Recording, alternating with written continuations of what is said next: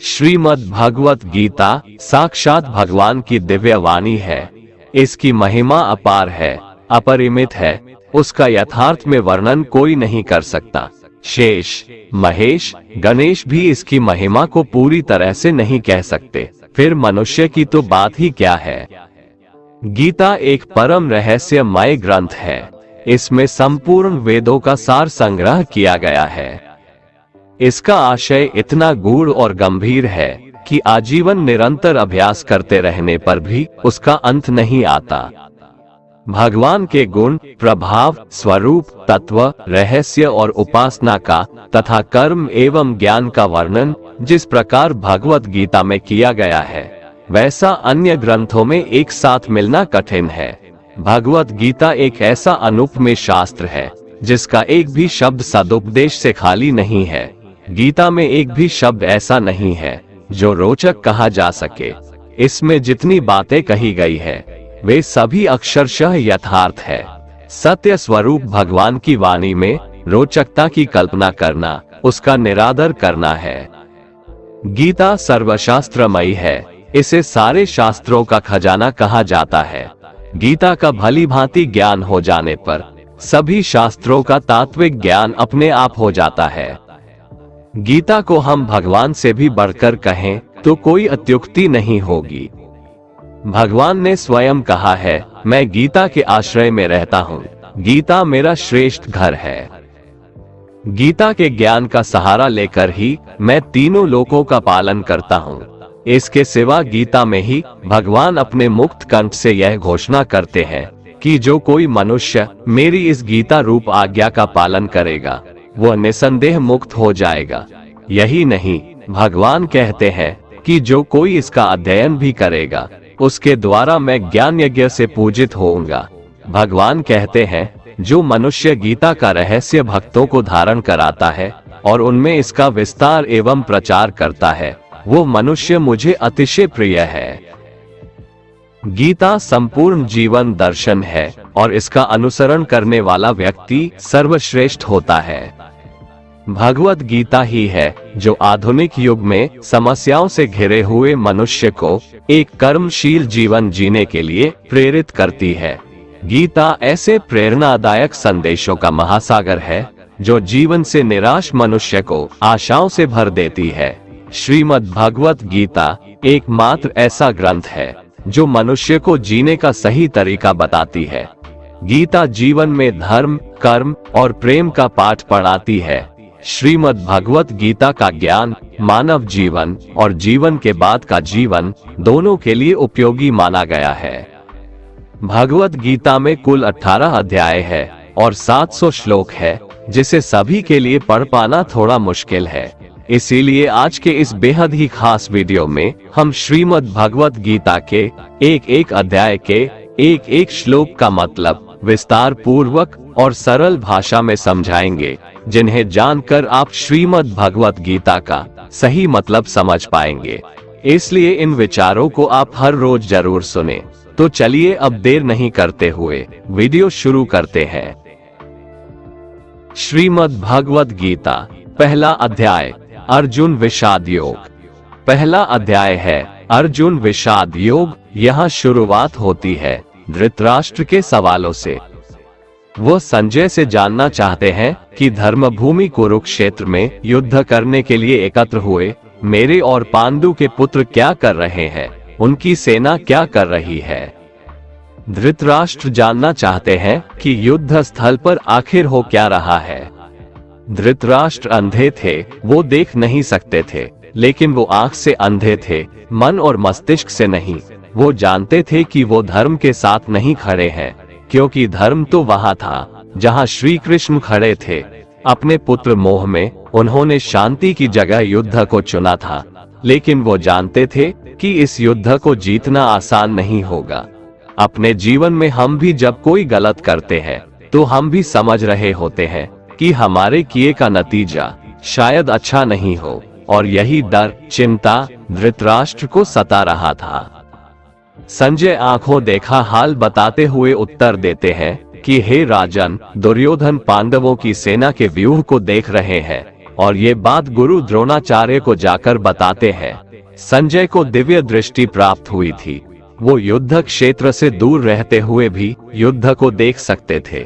दुर्योधन कह रहे हैं, हे आचार्य, पांडु पुत्रों की इस विशाल सेना को देखिए, जिसे आपके बुद्धिमान शिष्य द्रुपद पुत्र धृष्टद्युम्न ने इतने कौशल से व्यूह के आकार में सजाया है। इस युद्ध में भीम तथा अर्जुन के समान अनेकों महान शूरवीर और धनुर्धर है। युयुधान, विराट और द्रुपद जैसे भी महान योद्धा है।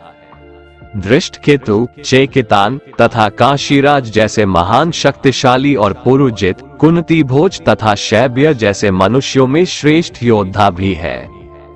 युधामयु जैसे महान पराक्रमी तथा उत्तमौजा जैसे अत्यंत शक्तिशाली, सुभद्रा का पुत्र अभिमन्यु और द्रौपदी के पुत्रों सहित ये सभी महान योद्धा है। दुर्योधन कह रहे हैं, हे ब्राह्मण श्रेष्ठ, हमारी तरफ के भी उन विशेष शक्तिशाली योद्धाओं को जान लीजिए। मेरी सेना में स्वयं आप द्रोणाचार्य, पितामह भीष्म, कर्ण, कृपाचार्य, अश्वत्थामा, विकर्ण और सोमदत्त का पुत्र भूरिश्रवा जैसे योद्धा है, जो सदैव युद्ध में विजयी रहे हैं।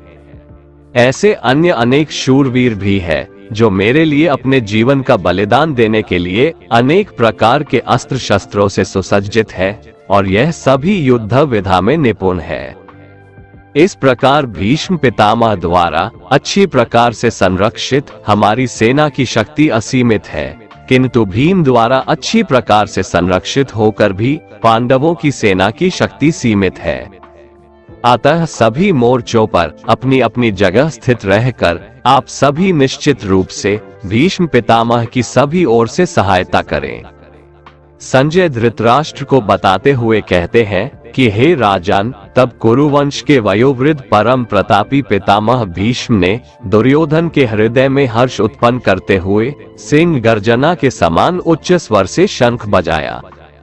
तत्पश्चात अनेक शंख, नगाड़े, ढोल, मृदंग और सींग आदि बाजे अचानक एक साथ बज उठे।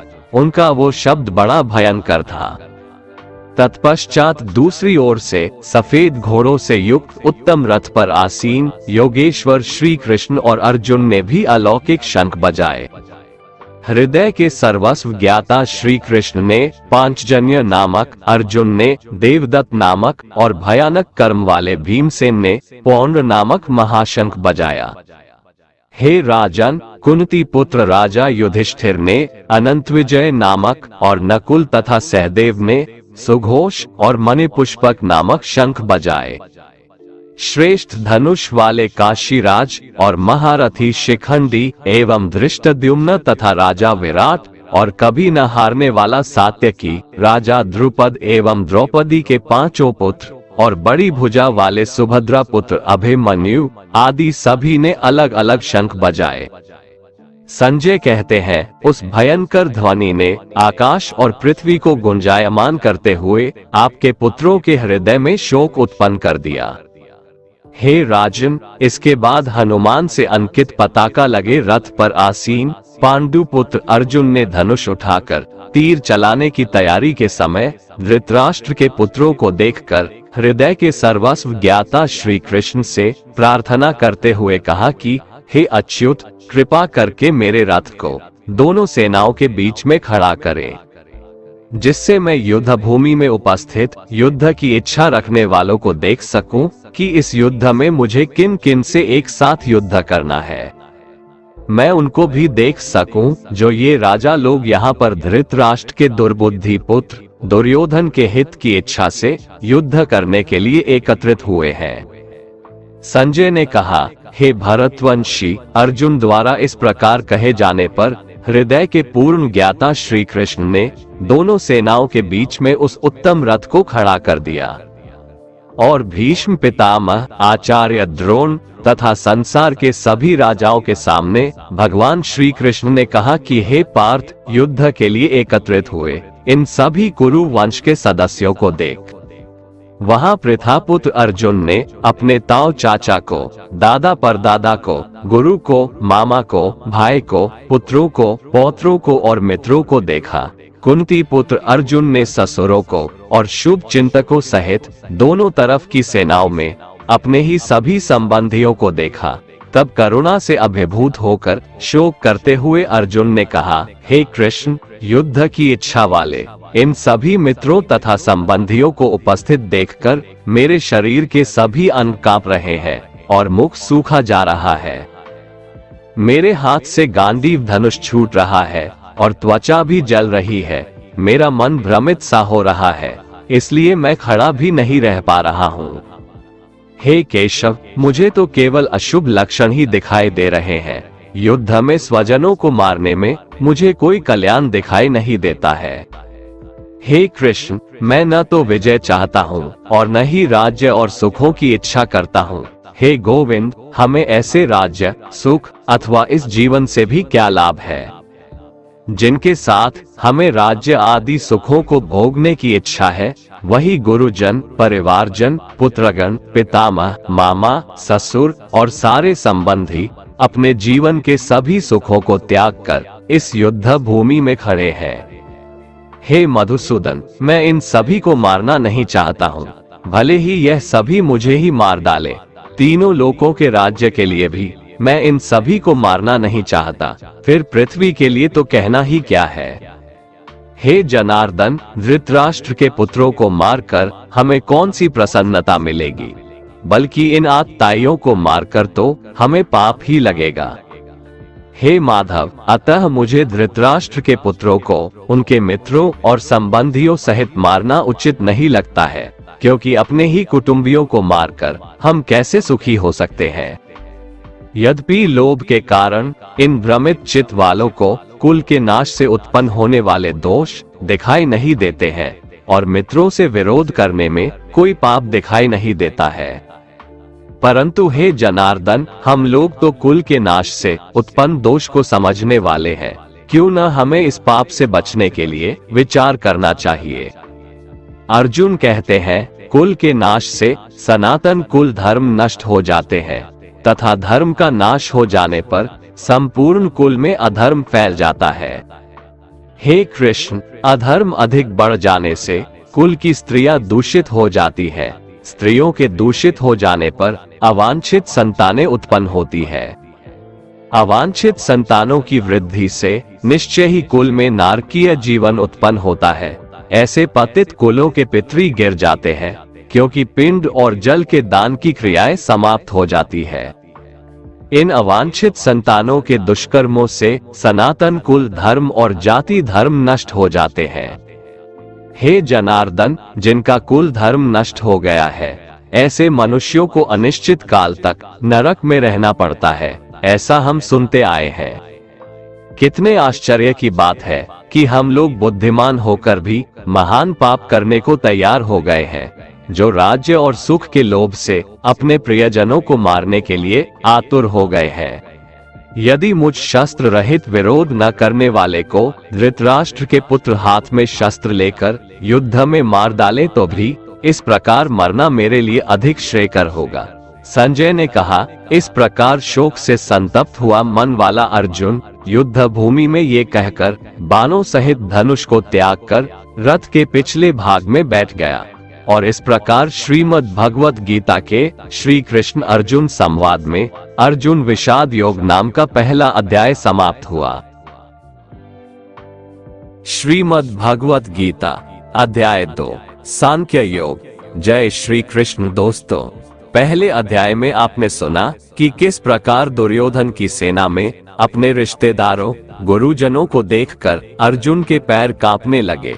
युद्ध में अपने कुल के नाश का डर अर्जुन को सताने लगा। शोक से संतप्त हुआ मन वाला अर्जुन युद्ध भूमि में बाणों सहित धनुष को त्याग कर रथ के पिछले भाग में बैठ गया। अब श्री भगवान उसका उत्तर देंगे और इस अध्याय का नाम है सांख्य योग। अब यहाँ से शुरुआत होती है उस ज्ञान की जिसके लिए भगवत गीता दुनिया का सबसे महानतम ग्रंथ है और ज्ञान का भंडार माना जाता है।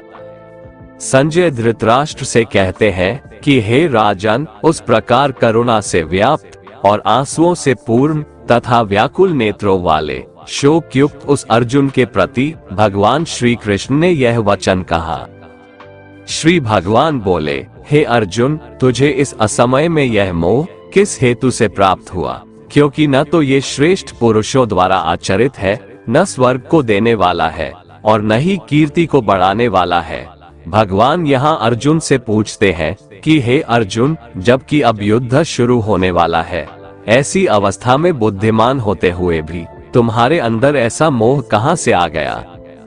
इसलिए हे अर्जुन, नपुंसकता को मत प्राप्त हो, तुझ में यह उचित नहीं जान पड़ती है। हृदय की तुच्छ दुर्बलता को त्याग कर युद्ध के लिए खड़ा हो जा।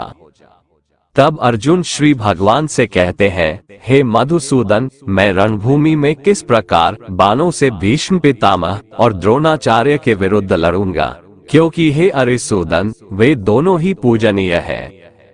इसलिए इन महानुभाव गुरुजनों को न मारकर मैं इस लोक में भिक्षा मांगकर खाना कल्याणकारक समझता हूँ, क्योंकि गुरुजनों को मारकर भी इस लोक में रुधिर से सने हुए अर्थ और काम रूप भोगों को ही तो भोगूंगा। इसमें अर्जुन ने ये भाव दिखलाया है कि गुरुजनों को मारना सर्वथा अनुचित है। उनको मारकर भी क्या मिलेगा? ना तो मुक्ति मिलेगी और ना ही धर्म की सिद्धि होगी। केवल इस लोक में अर्थ और काम रूप तुच्छ भोग ही तो मिलेगा, जिनका मूल्य इन गुरुजनों के जीवन के सामने कुछ भी नहीं है। हत्या के फलस्वरूप मेरे हाथ उनके रक्त से सने हुए ही होंगे।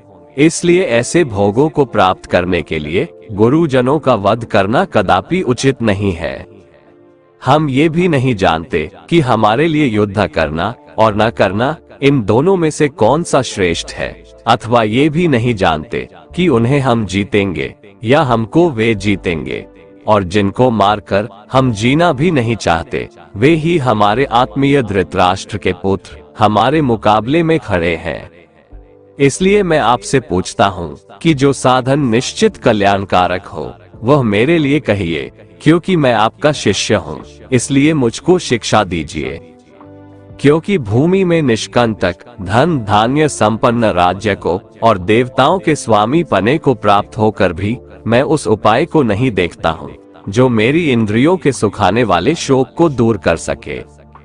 इसमें अर्जुन ने ये भाव दिखलाया है कि युद्ध में विजय पा लेने पर ज्यादा से ज्यादा मैं इस पृथ्वी पर राज्य प्राप्त कर लूंगा, परंतु यदि मुझे देवताओं का आधिपत्य भी मिल जाए तो भी वह मेरे इंद्रियों को सुखा देने वाले शोक को दूर करने में समर्थ नहीं है।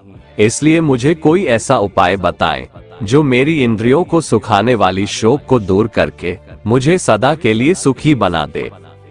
संजय धृतराष्ट्र से कहते हैं, हे राजन, निद्रा को जीतने वाले अर्जुन अंतर्यामी श्री कृष्ण महाराज के प्रति इस प्रकार कहकर फिर श्री गोविंद भगवान से कहकर कि युद्ध नहीं करूंगा और चुप हो गए। हे भरतवंशी धृतराष्ट्र, अंतर्यामी श्री कृष्ण महाराज दोनों सेनाओं के बीच में शोक करते हुए उस अर्जुन को हंसते हुए यह वचन बोले। श्री भगवान बोले, हे अर्जुन, तू न शोक करने योग्य मनुष्यों के लिए शोक करता है और पंडितों जैसे वचनों को कहता है, परंतु जिनके प्राण चले गए हैं उनके लिए और जिनके प्राण अभी नहीं गए हैं उनके लिए भी ज्ञानी जन शोक नहीं करते।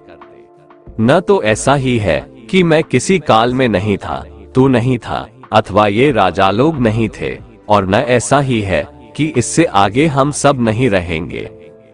जिस प्रकार जीवात्मा की इस देह में बालकपन, जवानी और वृद्धावस्था होती है, वैसे ही मरने के बाद नए शरीर की प्राप्ति होती है, उस विषय में धीर पुरुष मोहित नहीं होता।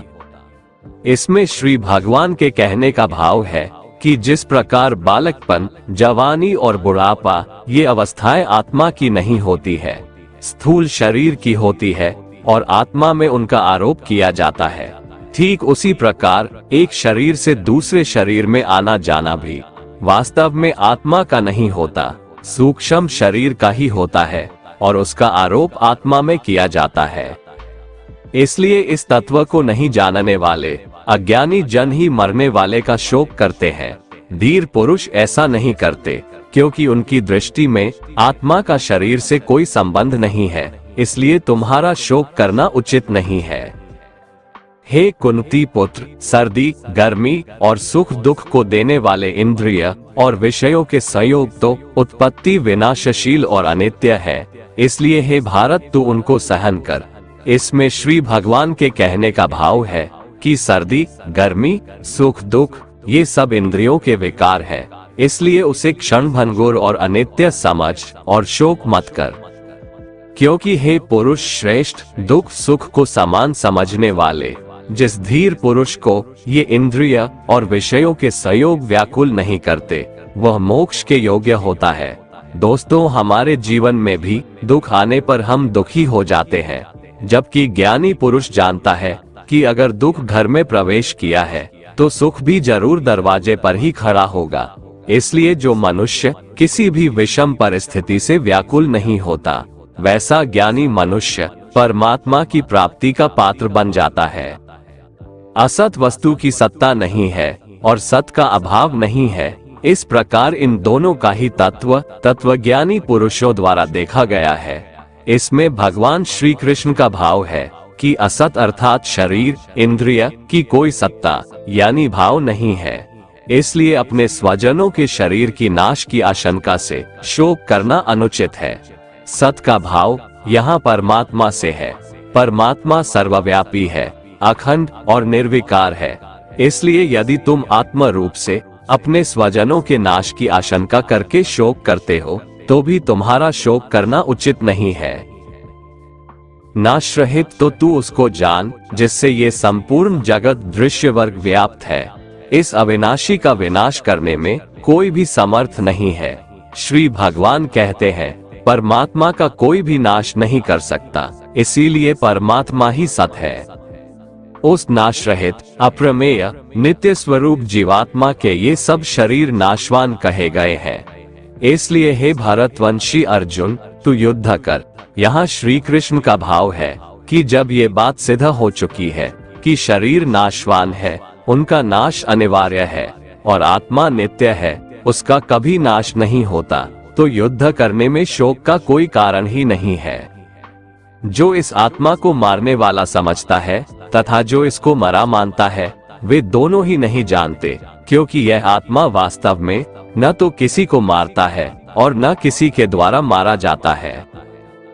यहाँ श्री भगवान का भाव है कि स्थूल शरीर से सूक्ष्म शरीर के वियोग को मरना कहते हैं, इसलिए मरने वाला स्थूल शरीर है। इसी तरह जिस स्थूल शरीर की क्रिया से किसी दूसरे स्थूल शरीर के प्राणों का वियोग होता है, उसे मारने वाला कहते हैं। इसलिए मारने वाला भी शरीर ही है, आत्मा नहीं है।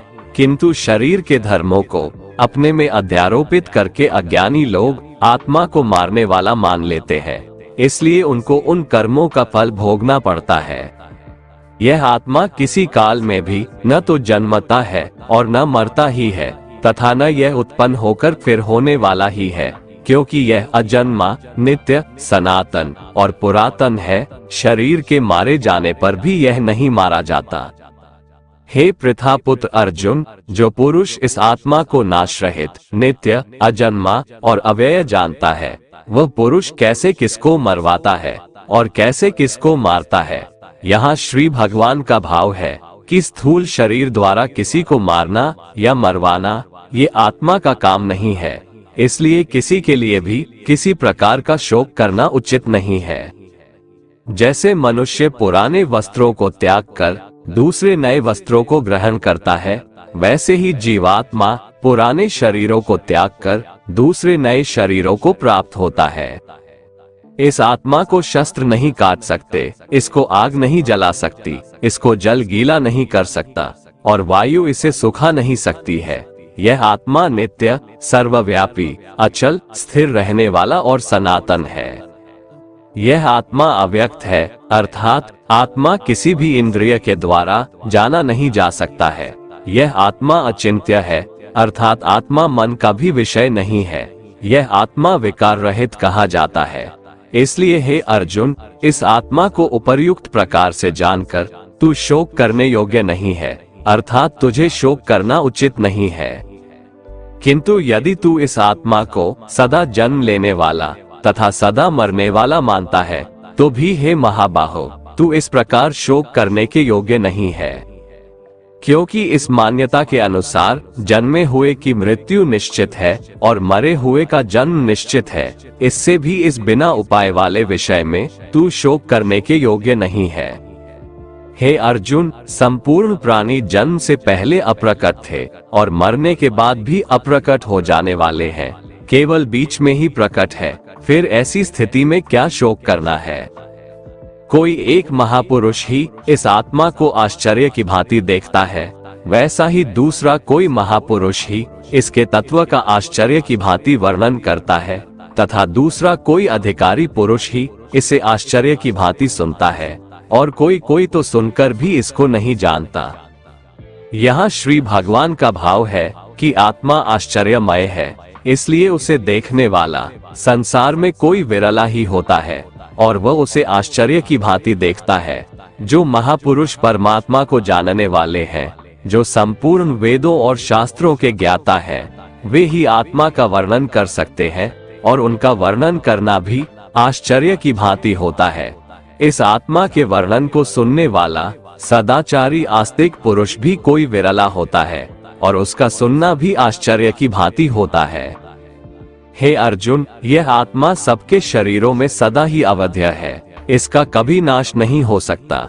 इस कारण संपूर्ण प्राणियों के लिए तू शोक करने के योग्य नहीं है, तथा अपने धर्म को देखकर भी तू शोक करने के योग्य नहीं है, अर्थात तुझे भय नहीं करना चाहिए, क्योंकि क्षत्रिय के लिए धर्मयुक्त युद्ध से बढ़कर दूसरा कोई कल्याणकारी कर्तव्य नहीं है। हे पार्थ, अपने आप प्राप्त हुए और खुले हुए स्वर्ग के द्वार रूपी इस प्रकार के युद्ध को भाग्यवान क्षत्रिय लोग ही पाते हैं। किंतु यदि तू इस धर्मयुक्त युद्ध को नहीं करेगा तो स्वधर्म और कीर्ति को खोकर पाप को प्राप्त होगा, तथा सब लोग अनंत काल तक तेरी अपकीर्ति की चर्चा करेंगे और माननीय पुरुष के लिए अपकीर्ति मरण से भी बढ़कर है।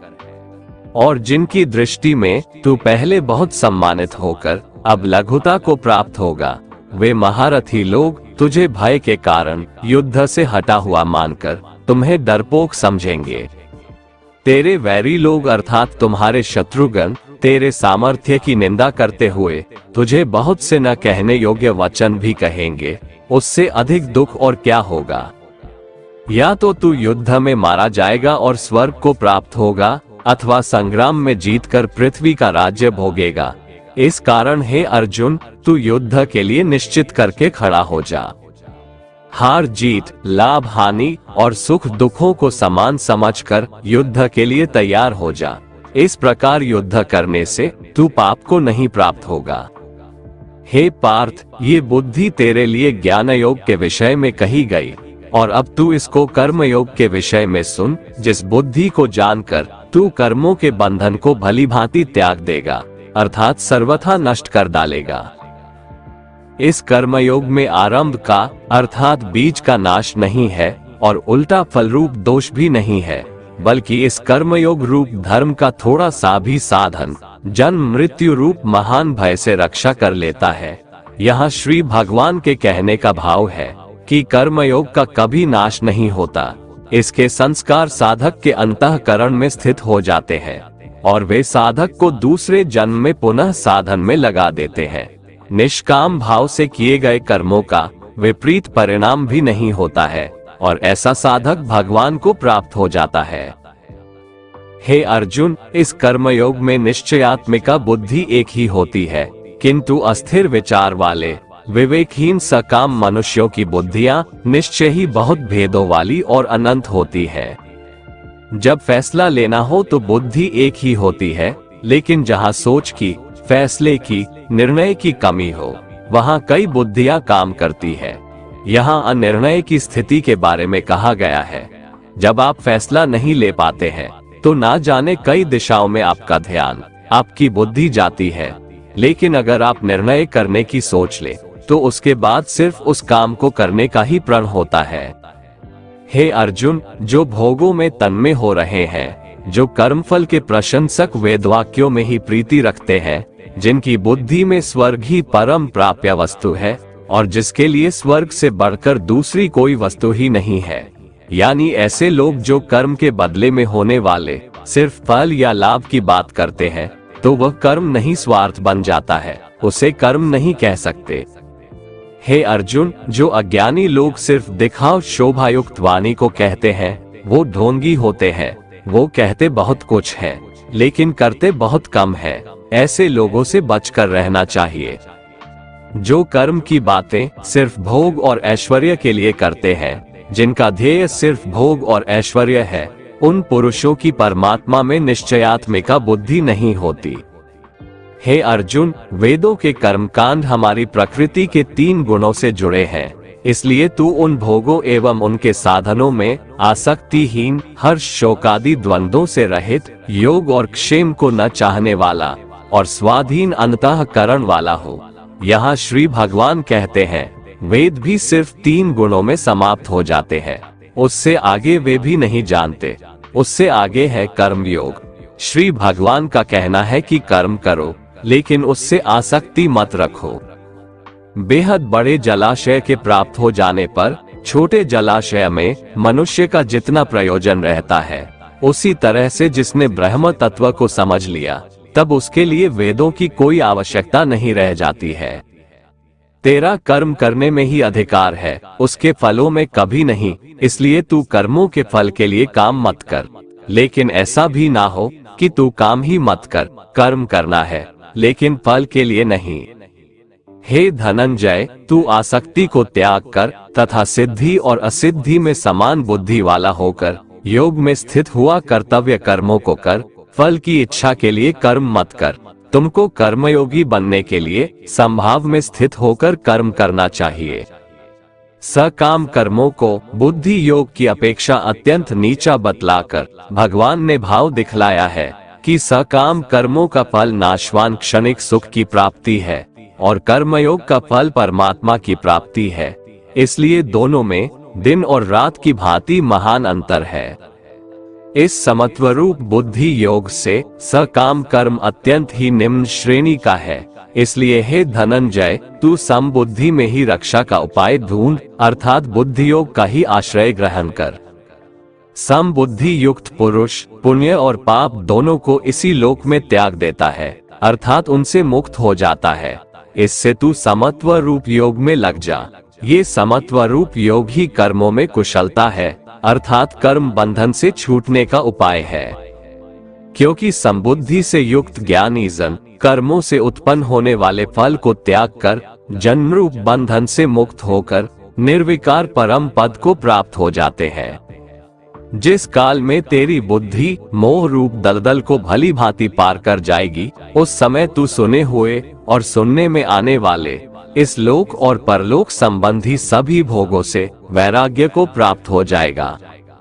भांति भांति के वचनों को सुनने से विचलित हुई तेरी बुद्धि जब परमात्मा में अचल और स्थिर ठहर जाएगी, तब तू योग को प्राप्त हो जाएगा, अर्थात तेरा परमात्मा से नित्य संयोग हो जाएगा। अर्जुन बोले, हे केशव, समाधि में स्थित परमात्मा को प्राप्त हुए स्थिर बुद्धि पुरुष का क्या लक्षण है? वो स्थिर बुद्धि पुरुष कैसे बोलता है, कैसे बैठता है और कैसे चलता है? श्री भगवान बोले, हे अर्जुन, जिस काल में ये पुरुष मन में स्थित संपूर्ण कामनाओं को भली भांति त्याग देता है और आत्मा से आत्मा में ही संतुष्ट रहता है, उस काल में वो स्थित प्रज्ञ कहा जाता है। दुखों की प्राप्ति होने पर जिसके मन में उद्वेग नहीं होता, सुखों की प्राप्ति में जो सर्वथा स्पृहा रहित है तथा जिसके राग, भय और क्रोध नष्ट हो गए हैं, ऐसा मुनि स्थिर बुद्धि कहा जाता है। जो पुरुष सर्वत्र स्नेह रहित होकर शुभ या अशुभ वस्तु को प्राप्त होकर न प्रसन्न होता है और न द्वेष करता है, उसकी बुद्धि स्थिर है। कछुआ सब ओर से अपने अंगों को जैसे समेट लेता है, वैसे ही जब ये पुरुष इंद्रियों के विषयों से इंद्रियों को सब प्रकार से हटा लेता है, तब उसकी बुद्धि स्थिर है, ऐसा समझना चाहिए। इसलिए साधक को चाहिए कि वह उन संपूर्ण इंद्रियों को वश में करके समाहित चित होकर मेरा ध्यान करे, क्योंकि जिस पुरुष की इंद्रियां वश में होती है, उसी की बुद्धि स्थिर हो जाती है। विषयों का चिंतन करने वाले पुरुष की उन विषयों में आसक्ति हो जाती है। आसक्ति से उन विषयों की कामना उत्पन्न होती है और कामना में विघ्न पड़ने से क्रोध उत्पन्न होता है। क्रोध से भ्रम पैदा होता है। स्मृति में भ्रम हो जाने से बुद्धि का नाश हो जाता है और बुद्धि का नाश हो जाने से उस पुरुष का पतन हो जाता है। जिस प्रकार हवा के झोंके नाव को भटका देती है, ठीक उसी प्रकार मनुष्य की इंद्रियां उसकी बुद्धि को भटका देती है। इसलिए हे महाबाहो, जिस पुरुष की इंद्रियां उसके बस में होती है, उसी की बुद्धि स्थिर है। भगवान श्री कृष्ण कहते हैं, जिस प्रकार समुद्र की स्थिति अचल है, भारी से भारी आंधी तूफान आने पर या अनेक नदियों के जल प्रवाह उसमें प्रविष्ट होने पर भी वो अपनी स्थिति से विचलित नहीं होता, मर्यादा का त्याग नहीं करता, उसी प्रकार परमात्मा के स्वरूप में स्थित योगी की स्थिति भी सर्वथा अचल होती है। बड़े से बड़े सांसारिक सुख दुखों का संयोग वियोग होने पर भी उसकी स्थिति में जरा भी अंतर नहीं पड़ता। वह योगी परमात्मा में नित्य निरंतर अटल और एकरस स्थित रहता है। जो मनुष्य संपूर्ण कामनाओं को त्याग कर ममता रहित, अहंकार रहित और स्पृहा रहित होकर विचरण करता है, वही मनुष्य शांति को प्राप्त कर पाता है। हे पार्थ, यह आध्यात्मिक जीवन का पथ है, अर्थात ब्रह्म की प्राप्ति का पथ है, जिसे प्राप्त करके मनुष्य कभी मोहित नहीं होता है। यदि कोई जीवन के अंतिम समय में भी इस पथ पर स्थित हो जाता है, तब भी वह मेरे परम धाम को प्राप्त होता है। इस प्रकार उपनिषद, ब्रह्म विद्या तथा योग शास्त्र रूप श्रीमद् भगवद गीता के श्री कृष्ण अर्जुन संवाद में सांख्य योग नाम का दूसरा अध्याय संपूर्ण हुआ। श्रीमद् भगवद गीता अध्याय 3 कर्म योग। अर्जुन पूछते हैं, हे जनार्दन, यदि आपको कर्म की अपेक्षा ज्ञान श्रेष्ठ लगता है, तो फिर हे केशव, मुझे इस भयंकर कर्म में क्यों लगा रहे हैं? आप मिले हुए वचनों को कहकर मेरी बुद्धि को मानो मोहित कर रहे हैं। इसलिए एक बात बताओ प्रभु, जिससे मेरी उलझन दूर हो सके, जिससे मैं कल्याण को प्राप्त हो जाऊं। श्री भगवान बोले, हे निष्पाप, इस दुनिया में दो प्रकार की निष्ठा यानी दो प्रकार का विश्वास है। एक है सांख्य योग, जिसका रिश्ता ज्ञान से है, और दूसरा है कर्म योग, जिसका लेना देना सिर्फ कर्म से है। अपनी इंद्रियों को वश में कर परमात्मा में ध्यान लगाना ज्ञान योग से होता है, और इसको कहते हैं संन्यास या सांख्य योग। और दूसरा होता है कर्म योग, मतलब निष्काम कर्म करके फल में आसक्ति न रखना। मनुष्य न तो कर्मों का आरंभ किए बिना निष्कर्मता को यानी योग निष्ठा को प्राप्त होता है, और न कर्मों के केवल त्याग मात्र से सिद्धि यानी सांख्य निष्ठा को ही प्राप्त होता है। अर्थात कर्म को छोड़ देने से या उसे त्याग देने से न तो कोई सन्यासी बन सकता है और न ही कोई कर्मयोगी बन सकता है। निसंदेह कोई भी मनुष्य किसी भी काल में क्षण मात्र भी बिना कर्म किए नहीं रहता, क्योंकि सारा मनुष्य समुदाय कर्म करने के लिए ही पैदा हुआ है। बिना कर्म किए कोई रह नहीं सकता है। जो मंदबुद्धि मनुष्य सिर्फ दिखावे के लिए कहता है कि उसने समस्त इंद्रियों को वश में कर लिया है, परंतु वह मन ही मन उन इंद्रियों के विषयों का चिंतन करता रहता है, वह मनुष्य मिथ्याचारी अर्थात दंभी कहा जाता है। किंतु हे अर्जुन, जो पुरुष मन से इंद्रियों को वश में करके अनासक्त हुआ समस्त इंद्रियों द्वारा कर्मयोग का आचरण करता है, वही श्रेष्ठ है, अर्थात वही कर्म योगी है। तू शास्त्र विहित कर्तव्य कर्म कर, क्योंकि कर्म न करने की अपेक्षा कर्म करना श्रेष्ठ है, तथा कर्म न करने से तेरा शरीर निर्वाह भी नहीं सिद्ध होगा। अर्थात तू सिर्फ अपने कर्तव्यों का पालन कर, क्योंकि कर्म नहीं करने से तेरा जन्म लेना भी बेकार हो जाएगा। हे अर्जुन, तू यज्ञ समझकर अपना कर्म कर। जिस प्रकार यज्ञ समाज और प्रजा की भलाई के लिए किया जाता है, उसी तरह तू इस युद्ध को यज्ञ समझकर अर्थात अपना कर्तव्य समझकर कर्म कर। प्रजापति ब्रह्मा ने इस दुनिया की शुरुआत में यज्ञ को रचकर अपनी जनता को कहा कि तुम लोग इस यज्ञ के द्वारा वृद्धि को प्राप्त हो।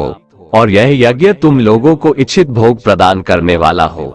यज्ञ एक तरीके से हमें रास्ता दिखाता है, हमें कर्म करना सिखाता है। ब्रह्मा कहते हैं कि यज्ञ के द्वारा देवताओं को खुश करना चाहिए और फिर वे देवता खुश हो करके हम सबकी भलाई करेंगे। इस प्रकार निस्वार्थ भाव से एक दूसरे को उन्नत करते हुए तुम लोग परम कल्याण को प्राप्त हो जाओगे। यज्ञ करके जब आप देवताओं की पूजा करते हैं तो वो बिना मांगे ही आपकी सारी इच्छाओं को पूरा कर देते हैं।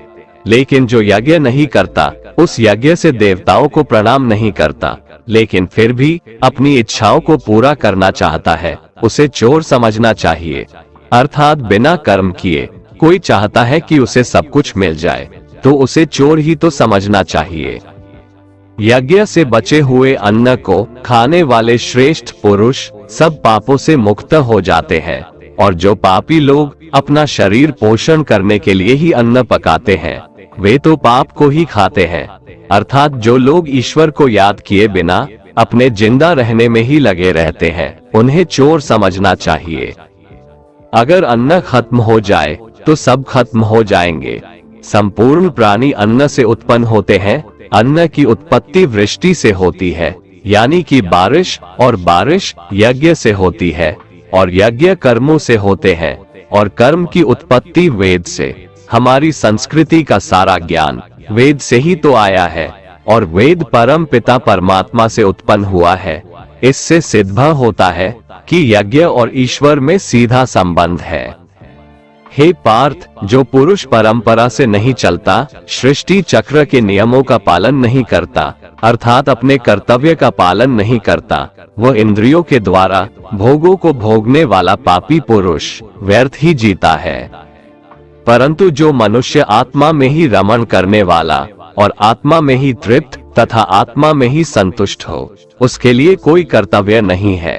आत्मा का मतलब यहाँ सबसे बड़ा सच है, और जो सत्य को समझता है, सत्य में ही खुश होकर सत्य में ही रहता है, उसके लिए कोई कर्तव्य नहीं है। लेकिन ऐसा कोई लाखों करोड़ों में एक होता है।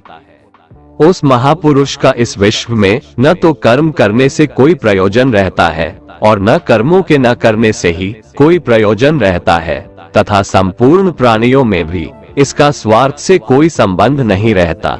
कहने का सीधा मतलब है, जिसे परमात्मा मिल चुका है वह कोई और दूसरा कर्म क्यों करे। इसलिए तू निरंतर आसक्ति से रहित होकर, अर्थात अपनी इच्छा को त्याग कर सदा कर्तव्य कर्म को भली भांति करता रहे, क्योंकि आसक्ति से रहित होकर कर्म करता हुआ मनुष्य परमात्मा को प्राप्त हो जाता है। बहुत से ऐसे लोग हैं जो कर्म करते हुए ही परम सिद्धि को प्राप्त हुए थे। जनक आदि ज्ञानी जन भी आसक्ति रहित कर्म द्वारा ही परम सिद्धि को प्राप्त हुए थे। इसलिए तुझे कर्म करना ही उचित है। श्रेष्ठ पुरुष जो जो आचरण करता है, अन्य पुरुष भी वैसा वैसा ही आचरण करते हैं। वो जो कुछ प्रमाण देता है, समस्त मनुष्य समुदाय उन्हीं के पद चिन्हों पर अपने रास्ते चुनता है। इसलिए सज्जन व्यक्तियों को सदैव अच्छा व्यवहार करना चाहिए। हे अर्जुन, मेरा इन तीनों लोकों में न तो कुछ कर्तव्य है और न ही कोई वस्तु प्राप्त करने योग्य है, फिर भी मैं कर्म में ही बरतता हूँ, अर्थात मैं भी कर्म करते हुए अपने कर्तव्य का निर्वाह करता हूँ। श्री भगवान कहते हैं, हे पार्थ, यदि मैं कर्मों को करने में सावधानी ना बरतूं तो बड़ा अनर्थ हो जाएगा, क्योंकि मनुष्य सब प्रकार से मेरे ही मार्ग का अनुसरण करते हैं। इसलिए यदि मैं कर्म न करूं तो ये सब मनुष्य नष्ट भ्रष्ट हो जाएंगे और मैं संकर्ता का करने वाला हो जाऊंगा तथा इस समस्त प्रजा को नष्ट करने वाला बन जाऊंगा।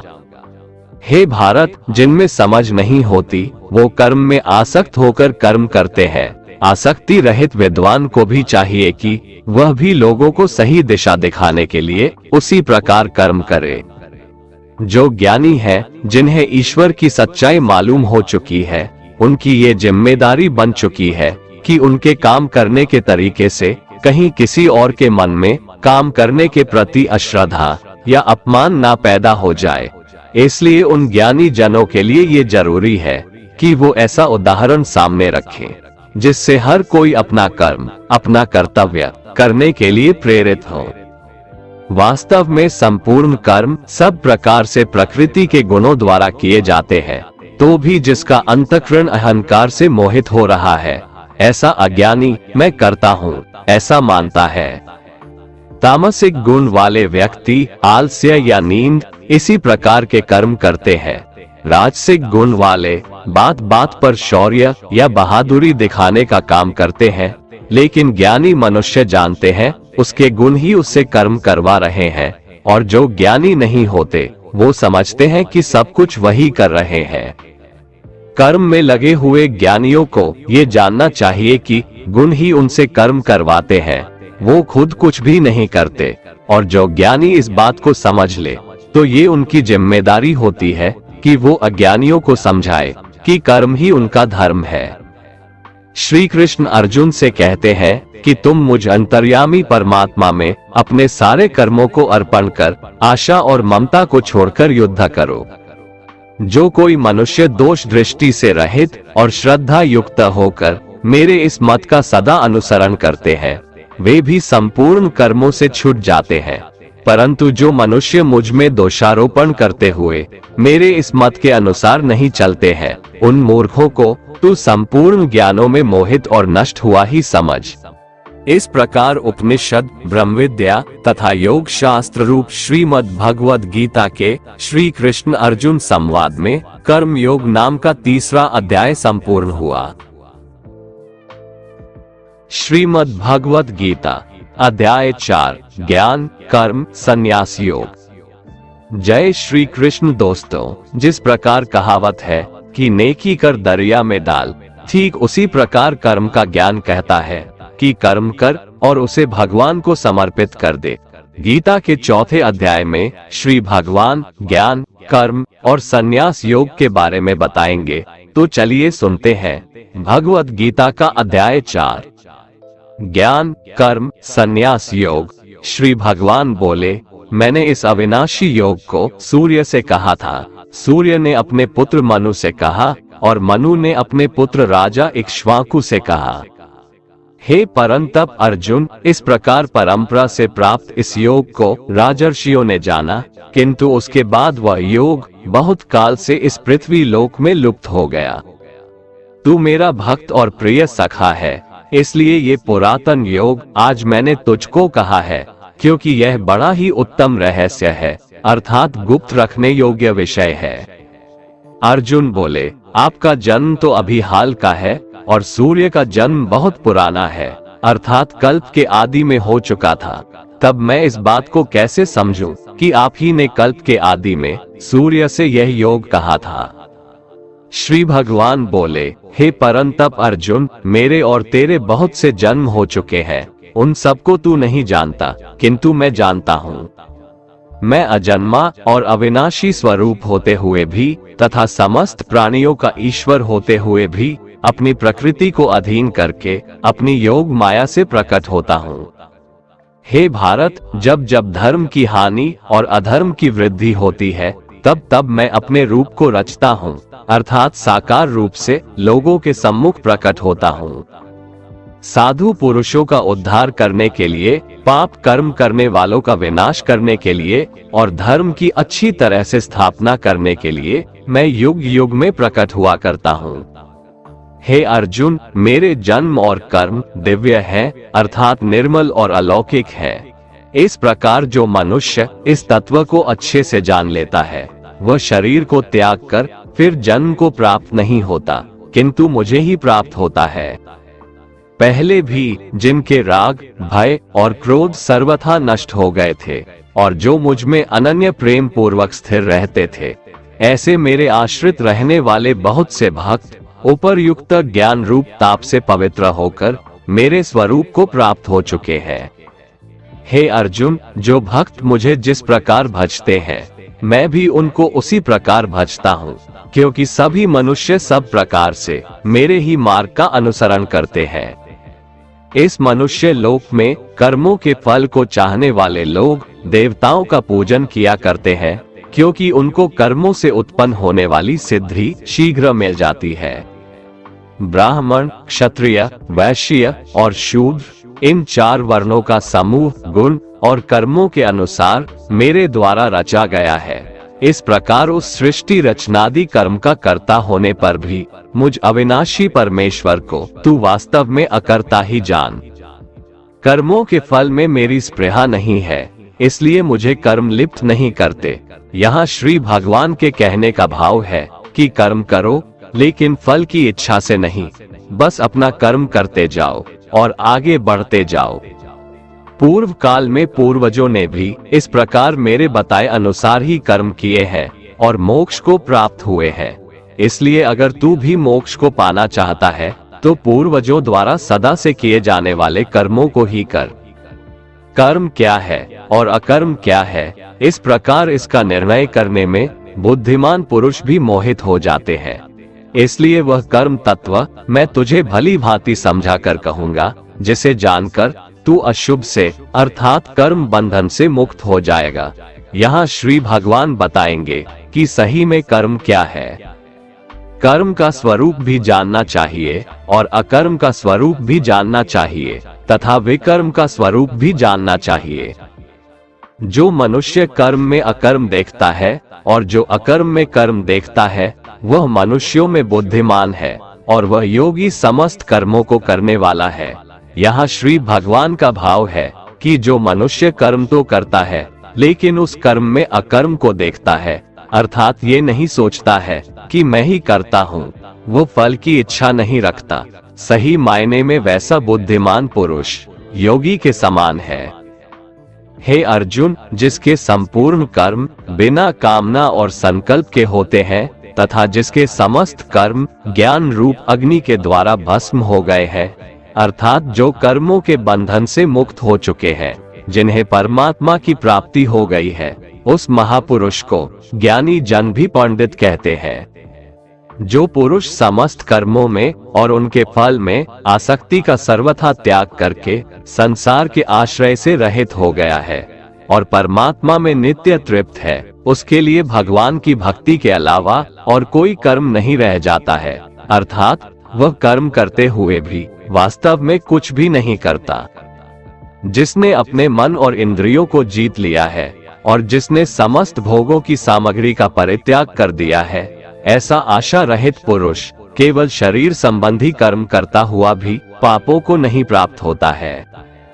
जिसको बिना मांगे जो मिले उसी में संतुष्ट रहता है, जो न किसी से ईर्ष्या करता है और न द्वेष, जो सुख दुख को एक समान भाव से देखता है, ऐसा मनुष्य कर्म योगी कहलाता है। जिसकी आसक्ति सर्वथा नष्ट हो गई है, जो अपने देह पर अभिमान नहीं करता और जो ममता से रहित हो गया है, जिसका चित्त निरंतर परमात्मा के ज्ञान में स्थित रहता है, वैसा कर्मयोगी अपना कर्म यज्ञ की तरह करता है और मोक्ष को प्राप्त होता है। जो अपना सब कुछ परमात्मा को अर्पित कर देता है, जिसके लिए परमात्मा ही सब कुछ है, जो अपने हर कर्म में परमात्मा को देखता है और हर कर्म परमात्मा के लिए करता है, वैसा कर्मयोगी मोक्ष का अधिकारी होता है। कुछ योगी देवताओं को सब कुछ मानकर यज्ञ को उनको समर्पित करते हैं और जो पहुँचे हुए कर्म योगी होते हैं, वो ब्रह्म को सब कुछ मानकर यज्ञ को सौंपते हैं। चाहे आप राम, कृष्ण, शिव या दुर्गा या अपने इष्ट को सब कुछ सौंपकर यज्ञ करें या ब्रह्म को सबसे बड़ा सच मानकर कर्म करें, इससे कोई फर्क नहीं पड़ता है। बस ये याद रखना है कि आपका कर्म भी एक यज्ञ है, जिसमें आप उस ईश्वर को अपना सब कुछ सौंप के बस काम में लग जाते हैं।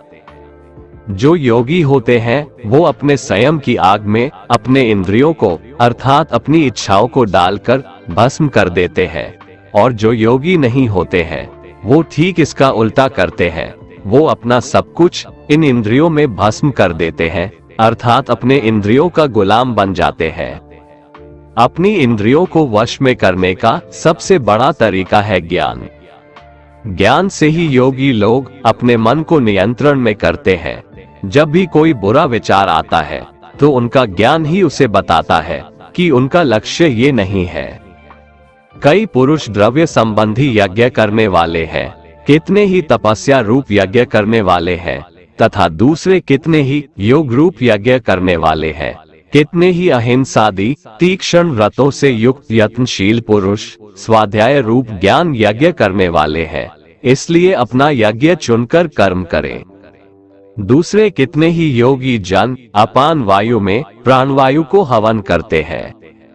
वैसे ही अन्य योगी जन प्राणवायु में अपान वायु को हवन करते हैं तथा अन्य कितने ही नियमित आहार करने वाले प्राणायाम परायण पुरुष प्राण और अपान की गति को रोककर प्राणों को प्राणों में ही हवन किया करते हैं। ये सभी साधक यज्ञों द्वारा पापों का नाश कर देने वाले और यज्ञों को जानने वाले हैं। प्राण का अर्थ है सांस अंदर खींचना और अपान का अर्थ है सांस को छोड़ना। कौन कितना पहुंचा हुआ योगी है उसकी अलग अलग अवस्था होती है। यहाँ श्री भगवान यही समझा रहे हैं।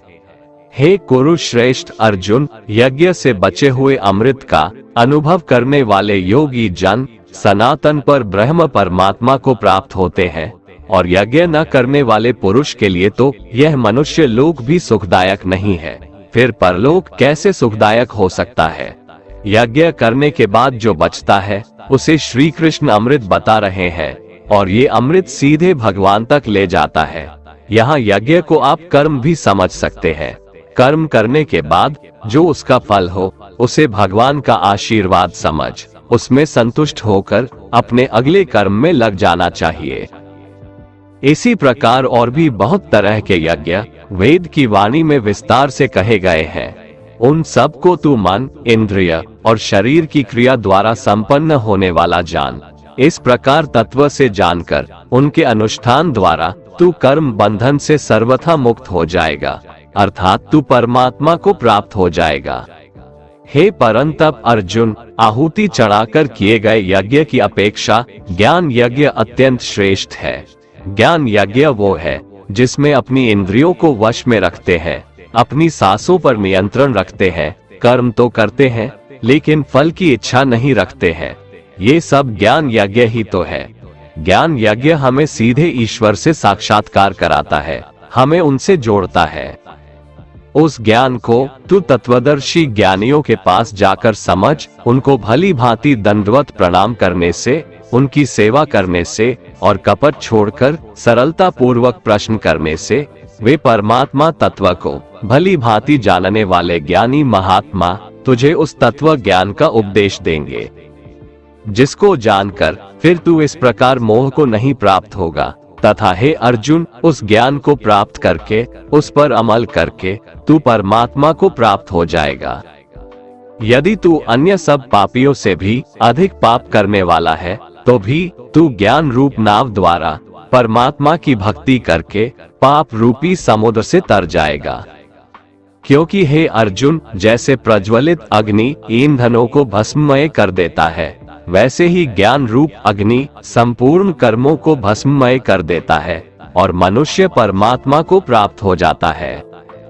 इस संसार में ज्ञान के समान पवित्र करने वाला निसंदेह कुछ भी नहीं है।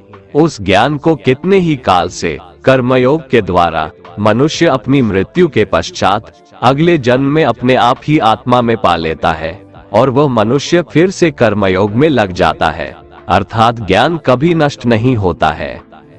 जिसने अपनी इंद्रियों को जीत लिया है वह मनुष्य ज्ञान को प्राप्त होता है और भगवान की प्राप्ति कर परम शांति को प्राप्त हो जाता है। विवेकहीन और श्रद्धा रहित और संशय युक्त मनुष्य इस ज्ञान को कभी प्राप्त नहीं कर पाता है। ऐसे संशय युक्त मनुष्य के लिए न ये लोक है, न परलोक है और न सुख ही है। हे धनंजय, जिसने कर्मयोगी की विधि से समस्त कर्मों को परमात्मा में अर्पण कर दिया है और जिसने विवेक द्वारा समस्त संशयों का नाश कर दिया है, ऐसे वश में किए हुए मन वाले पुरुष को कर्म नहीं बांधते और वो सीधे परमात्मा को प्राप्त होते हैं। इसलिए हे भरतवंशी अर्जुन, तू हृदय में स्थित इस अज्ञान जनित अपने संशय का विवेक ज्ञान रूप तलवार द्वारा छेदन करके समत्व रूप कर्मयोग में स्थित हो जा और युद्ध के लिए खड़ा हो जा। इस प्रकार उपनिषद, ब्रह्मविद्या तथा योग शास्त्र रूप श्रीमद् भगवद गीता के श्री कृष्ण अर्जुन संवाद में ज्ञान, कर्म, संन्यास योग नाम का चौथा अध्याय संपूर्ण हुआ।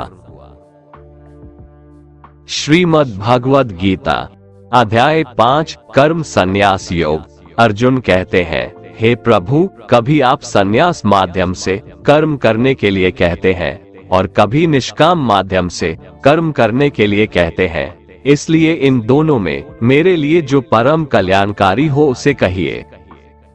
श्री भगवान ने कहा, संन्यास माध्यम से किया जाने वाला कर्म और निष्काम माध्यम से किया जाने वाला कर्म, ये दोनों ही परम श्रेय को दिलाने वाला है, परंतु संन्यास माध्यम की अपेक्षा निष्काम कर्म योग श्रेष्ठ है। हे महाबाहु, जो मनुष्य न तो किसी से घृणा करता है और न ही किसी की इच्छा करता है, वह सदा सन्यासी ही समझने योग्य है, क्योंकि ऐसा मनुष्य राग, द्वेष आदि सभी द्वंद्वों को त्याग कर सुख पूर्वक संसार बंधन से मुक्त हो जाता है। अल्पज्ञानी मनुष्य ही संन्यास योग और निष्काम कर्म योग को अलग अलग समझते हैं, न कि पूर्ण विद्वान मनुष्य, क्योंकि दोनों में से एक में भी अच्छी प्रकार से स्थित पुरुष परम सिद्धि को प्राप्त होता है, अर्थात दोनों प्रकार के कर्मों का बराबर फल मिलता है। जो फल ज्ञान योगियों को प्राप्त होता है, वही निष्काम कर्म योगियों को भी प्राप्त होता है। इसलिए जो मनुष्य संन्यास योग और निष्काम कर्म योग दोनों को फल की दृष्टि से एक समान देखता है, वही वास्तविक सत्य को देख पाता है। हे महाबाहु, निष्काम कर्म योग के आचरण के बिना सन्यासी जीवन दुख का कारण होता है और भगवान के किसी भी एक स्वरूप को मन में धारण करने वाला निष्काम कर्म योगी परब्रह्म परमात्मा को शीघ्र प्राप्त हो जाता है। कर्म योगी इंद्रियों पर विजय प्राप्त करने वाला होता है और परमात्मा में निष्काम भाव से मन को स्थित करके कर्म करता हुआ भी कभी कर्म से लिप्त नहीं होता है। कर्म योगी परम तत्व परमात्मा की अनुभूति करके दिव्य चेतना में स्थित होकर देखता हुआ, सुनता हुआ, स्पर्श करता हुआ, सूंघता हुआ, भोजन करता हुआ, चलता हुआ, सोता हुआ, सांस लेता हुआ, सब प्रकार से यही सोचता है कि मैं कुछ भी नहीं करता हूँ। वो सब कर्मों का कारण ईश्वर को मानता है। कर्म योगी बोलता हुआ, त्यागता हुआ, ग्रहण करता हुआ तथा आंखों को खोलता और बंद करता हुआ भी यही सोचता है कि सभी इंद्रियां अपने अपने विषयों में प्रवृत्त हो रही है, ऐसी धारणा वाला होता है। अर्थात कर्म योगी जो भी कार्य करते हैं वो शास्त्र अनुकूल और लोक हित के लिए ही होती है। कर्म योगी सभी कर्म फलों को परमात्मा को समर्पित करके निष्काम भाव से कर्म करता है, इसीलिए उसको पाप कर्म कभी स्पर्श नहीं कर पाते हैं, जिस प्रकार कमल का पत्ता जल को स्पर्श नहीं कर पाता है।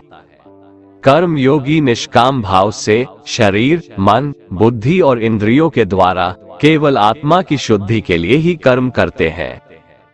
कर्म योगी सभी कर्म के फलों का त्याग करके परम शांति को प्राप्त होता है, और जो सिर्फ फल की इच्छा से ही कर्म करते हैं वो तो 84 लाख योनियों में ही भटकते रहते हैं। शरीर में स्थित जीवात्मा मन से समस्त कर्मों का परित्याग करके वह न तो कुछ करता है और न ही कुछ करवाता है, तब वह 9 द्वारों वाले स्थूल शरीर में आनंद पूर्वक आत्म स्वरूप में स्थित रहता है।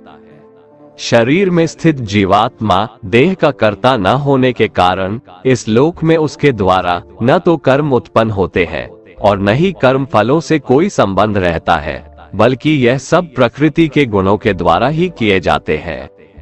शरीर में स्थित परमात्मा न तो किसी के पाप कर्म को और न ही किसी के पुण्य कर्म को ग्रहण करता है, किंतु जीवात्मा मोह से ग्रसित होने के कारण परमात्मा जीव के वास्तविक ज्ञान को आच्छादित किए रहता है। किंतु जब मनुष्य का अज्ञान तत्व ज्ञान द्वारा नष्ट हो जाता है, तब उसके ज्ञान के दिव्य प्रकाश से उसी प्रकार परम तत्व परमात्मा प्रकट हो जाते हैं, जिस प्रकार सूर्य के प्रकाश से संसार की सभी वस्तुएं प्रकट हो जाती है। जब मनुष्य बुद्धि और मन से परमात्मा की शरण ग्रहण करके परमात्मा के ही स्वरूप में पूर्ण श्रद्धा भाव से स्थित होता है, तब वह मनुष्य तत्व ज्ञान के द्वारा सभी पापों से शुद्ध होकर पुनर्जन्म को प्राप्त न होकर मुक्ति को प्राप्त होता है। तत्वज्ञानी मनुष्य विद्वान ब्राह्मण और विनम्र साधु को तथा गाय, हाथी, कुत्ता और नरभक्षी को एक समान दृष्टि से देखने वाला होता है। तत्वज्ञानी मनुष्य का मन समभाव में स्थित रहता है। उसके द्वारा जन्म मृत्यु के बंधन रूपी संसार को जीत लिया जाता है, क्योंकि वह ब्रह्म के समान निर्दोष होता है और सदा परमात्मा में ही स्थित रहता है। तत्वज्ञानी मनुष्य न तो कभी किसी भी प्रिय वस्तु को पाकर हर्षित होता है और न ही अप्रिय वस्तु को पाकर विचलित होता है। ऐसा स्थिर बुद्धि, मोह रहित, ब्रह्म को जानने वाला सदा परमात्मा में ही स्थित रहता है। तत्वज्ञानी मनुष्य बाहरी इंद्रियों के सुख को नहीं भोगता है, बल्कि सदैव अपनी ही आत्मा में रमण करके सुख का अनुभव करता है। ऐसा मनुष्य निरंतर परब्रह्म परमात्मा में स्थित होकर असीम आनंद को भोगता है। हे कुंती पुत्र अर्जुन, इंद्रिय और इंद्रियों के संयोग से उत्पन्न होने वाले ये भोग प्रारंभ में सुख देने वाले होते हैं और अंत में यही इंद्रियों के विषयों का भोग दुख का कारण बनता है। इसी कारण तत्वज्ञानी कभी भी इंद्रिय सुख नहीं भोगता है।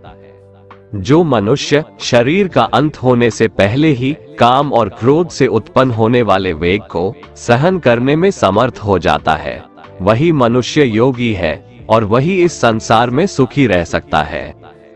जो मनुष्य अपनी आत्मा में ही सुख चाहने वाला होता है और अपने मन को अपनी ही आत्मा में स्थिर रखने वाला होता है, जो आत्मा में ही ज्ञान प्राप्त करने वाला होता है, वही मनुष्य योगी है और वही ब्रह्म के साथ एक होकर परब्रह्म परमात्मा को प्राप्त होता है। जिनके सभी पाप और सभी प्रकार की दुविधाएं ब्रह्म का स्पर्श करके मिट गई हैं, जो समस्त प्राणियों के कल्याण में लगे रहते हैं, वही ब्रह्म ज्ञानी मनुष्य मन को आत्मा में स्थित करके परम शांति स्वरूप परमात्मा को प्राप्त करके मुक्त हो जाते हैं। जो मनुष्य सभी सांसारिक इच्छाओं को त्याग चुका है, जिसे हर काम हर वस्तु में सिर्फ परमात्मा ही दिखाई देता है, वही पुरुष परमात्मा को प्राप्त कर पाता है। सभी इंद्रिय विषयों का चिंतन बाहर ही त्याग कर और आंखों की दृष्टि को दोनों भुवों के मध्य में केंद्रित करके प्राण वायु और अपान वायु की गति नासिका के अंदर और बाहर सम करके मन सहित इंद्रियों और बुद्धि को वश में करके परमात्मा का ध्यान करने वाला योगी मोक्ष को प्राप्त होता है। ऐसा मुक्त पुरुष मुझे सभी यज्ञों और तपस्याओं को भोगने वाला, सभी लोकों और देवताओं का परमेश्वर तथा संपूर्ण जीवों पर उपकार करने वाला परम दयालु एवं हितैषी समझता है और ऐसा मनुष्य परम शांति को प्राप्त होता है। इस प्रकार उपनिषद, ब्रह्म विद्या तथा योग शास्त्र रूप श्रीमद् भगवद गीता के श्री कृष्ण अर्जुन संवाद में कर्म संन्यास योग नाम का 5वां अध्याय संपूर्ण हुआ।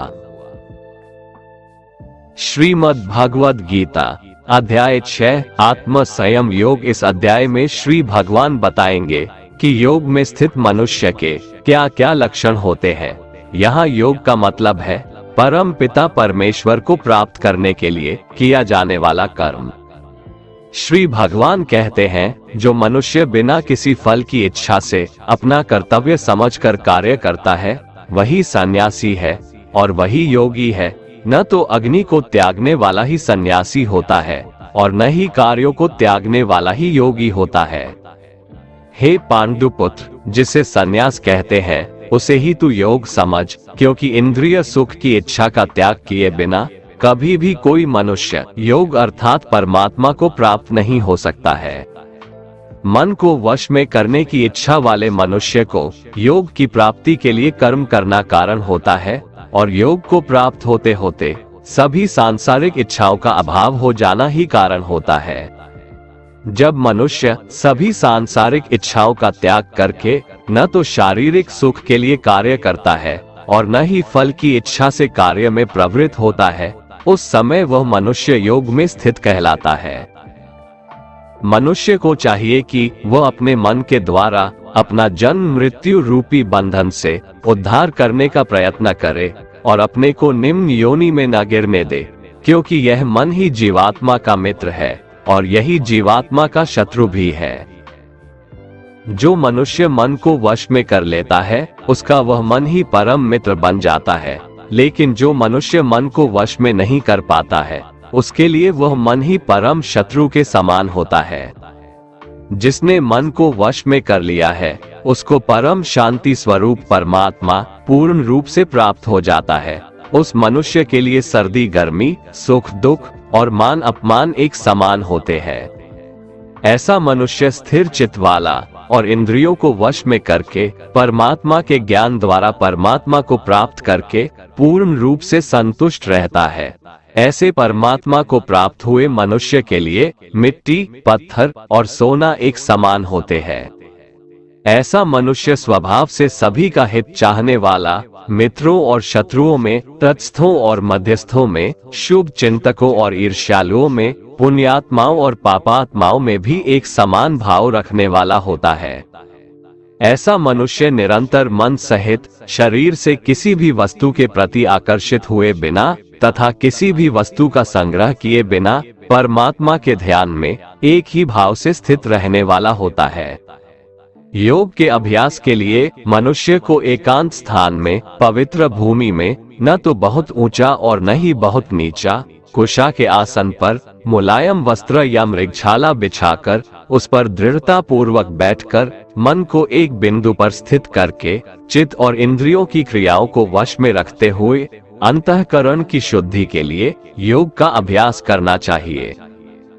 योग के अभ्यास के लिए मनुष्य को अपने शरीर, गर्दन तथा सिर को अचल और स्थिर रखकर नासिका के आगे के सिरे पर दृष्टि स्थित करके इधर उधर अन्य दिशाओं को न देखता हुआ बिना किसी भय से इंद्रिय विषयों से मुक्त ब्रह्मचर्य व्रत में स्थित मन को भली भांति शांत करके मुझे अपना लक्ष्य बनाकर और मेरे ही आश्रय होकर अपने मन को मुझ में स्थिर करके मनुष्य को अपने हृदय में मेरा ही चिंतन करना चाहिए। इस प्रकार निरंतर शरीर द्वारा अभ्यास करके मन को परमात्मा स्वरूप में स्थिर करके परम शांति को प्राप्त हुआ योग में स्थित मनुष्य ही सभी सांसारिक बंधन से मुक्त होकर मेरे परम धाम को प्राप्त कर पाता है। हे अर्जुन, योग में स्थित मनुष्य को न तो अधिक भोजन करना चाहिए और न ही कम भोजन करना चाहिए, न ही अधिक सोना चाहिए और न ही सदा जागते रहना चाहिए। नियमित भोजन करने वाला, नियमित चलने वाला, नियमित जीवन निर्वाह के लिए कार्य करने वाला और नियमित सोने वाला योग में स्थित मनुष्य सभी सांसारिक कष्टों से मुक्त हो जाता है। योग में स्थित मनुष्य का योग के अभ्यास द्वारा मन जब आत्मा में स्थित परमात्मा में ही विलीन हो जाता है तब वह सभी प्रकार की सांसारिक इच्छाओं से मुक्त हो जाता है। उस समय वह पूर्ण रूप से योग में स्थिर कहा जाता है। उदाहरण के लिए, जिस प्रकार बिना हवा वाले स्थान में दीपक की लौ बिना इधर उधर हुए स्थिर रहती है, उसी प्रकार योग में स्थित मनुष्य का मन निरंतर आत्मा में स्थित परमात्मा में स्थिर रहता है।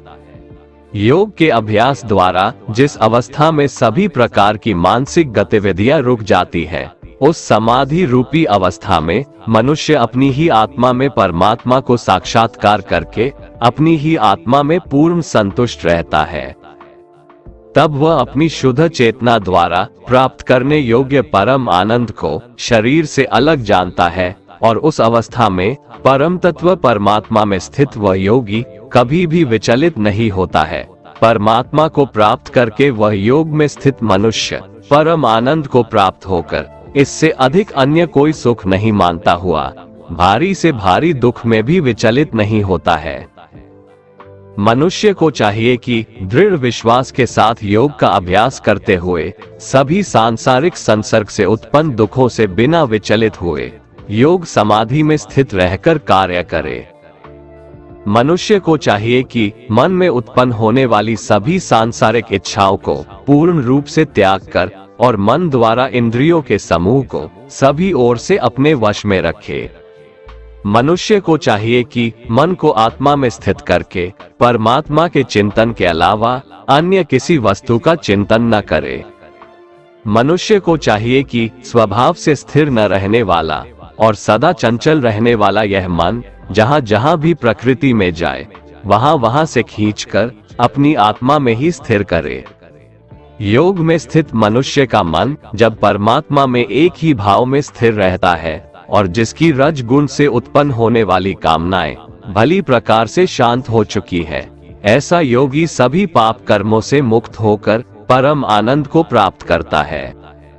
इस प्रकार योग में स्थित मनुष्य निरंतर योग अभ्यास द्वारा सभी प्रकार के पापों से मुक्त होकर सुख पूर्वक परब्रह्म से एक ही भाव में स्थिर रहकर दिव्य प्रेम स्वरूप परम आनंद को प्राप्त करता है।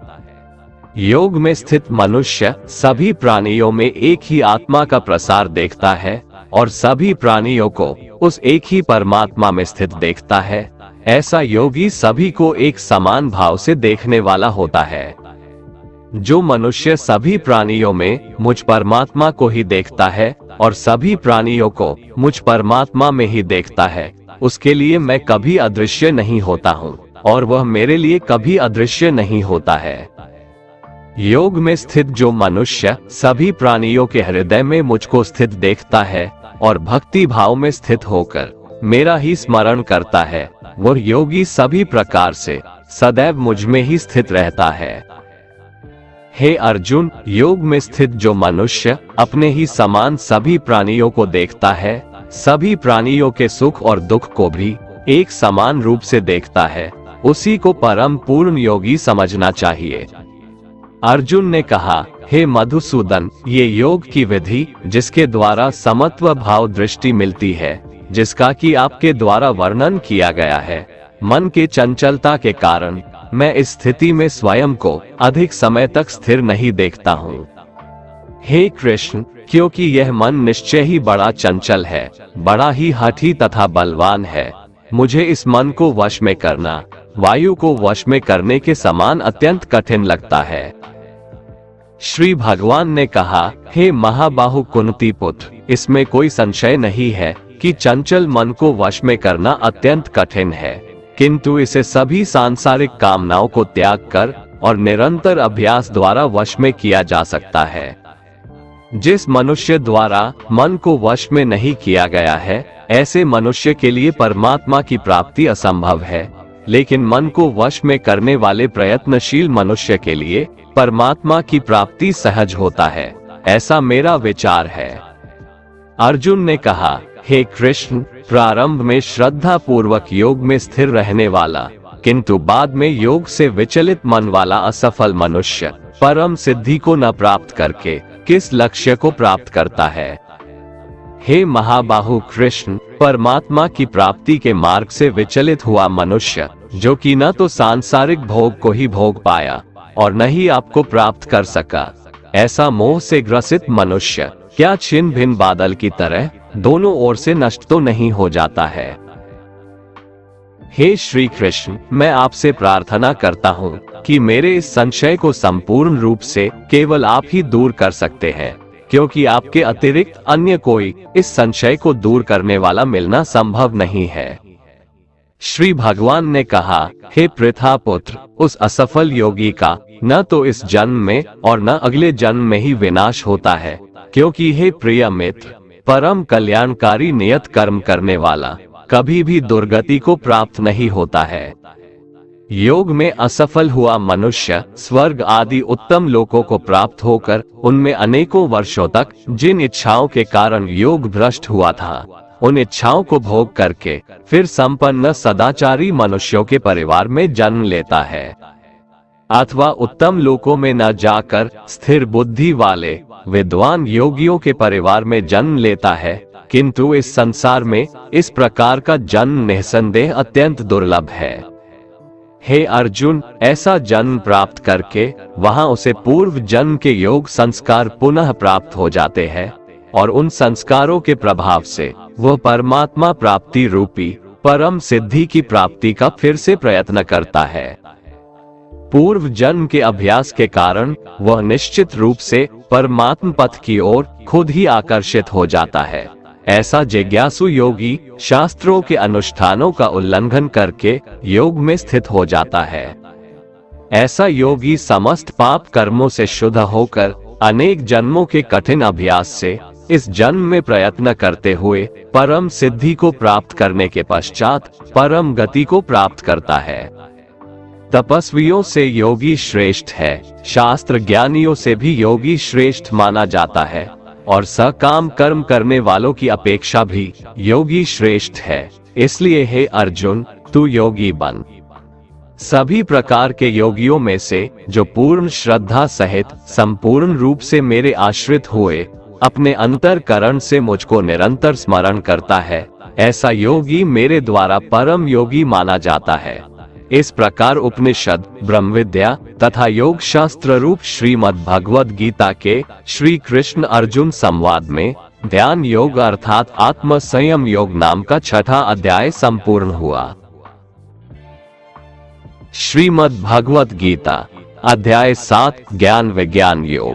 परमात्मा के निर्गुण निराकार तत्व के प्रभाव, महात्म्य आदि के रहस्य को पूर्ण रूप से जान लेने का नाम ज्ञान है तथा सगुण निराकार एवं साकार तत्व के लीला, रहस्य, महत्व, गुण एवं प्रभाव आदि के पूर्ण ज्ञान का नाम विज्ञान है। इस अध्याय के पहले श्लोक में श्री भगवान कहते हैं कि हे अर्जुन, अब उसको सुन जिससे तू योग का अभ्यास करते हुए मुझ में अनन्य भाव से मन को स्थित करके और मेरी शरण होकर संपूर्णता से मुझको बिना किसी संशय के जान सकेगा। अब मैं तेरे लिए उस परम ज्ञान को अनुभव सहित कहूंगा जिसको पूर्ण रूप से जानने के बाद भविष्य में इस संसार में तेरे लिए अन्य कुछ भी जानने योग्य शेष नहीं रहेगा। हे अर्जुन, हजारों मनुष्यों में से कोई एक मेरी प्राप्ति के लिए प्रयत्न करता है और उन प्रयत्न करने वालों में भी कोई एक ही होता है जो मुझे यथार्थ रूप से जान पाता है। पृथ्वी, जल, अग्नि, वायु, आकाश, मन, बुद्धि और अहंकार, ऐसे यह 8 प्रकार के भेदों वाली तो मेरी जड़ स्वरूप अपरा प्रकृति है। हे अर्जुन, परंतु इस जड़ स्वरूप अपरा प्रकृति के अतिरिक्त अन्य चेतन दिव्य स्वरूप परा प्रकृति को जानने का प्रयत्न कर, जिसके द्वारा जीव रूप से संसार का भोग किया जाता है।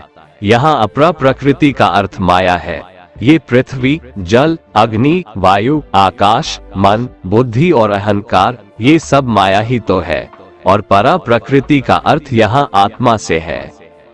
हे अर्जुन, तू मेरी इन जड़ तथा चेतन प्रकृतियों को ही सभी प्राणियों के जन्म का कारण समझ और मैं ही इस संपूर्ण जगत की उत्पत्ति तथा प्रलय का मूल कारण हूँ।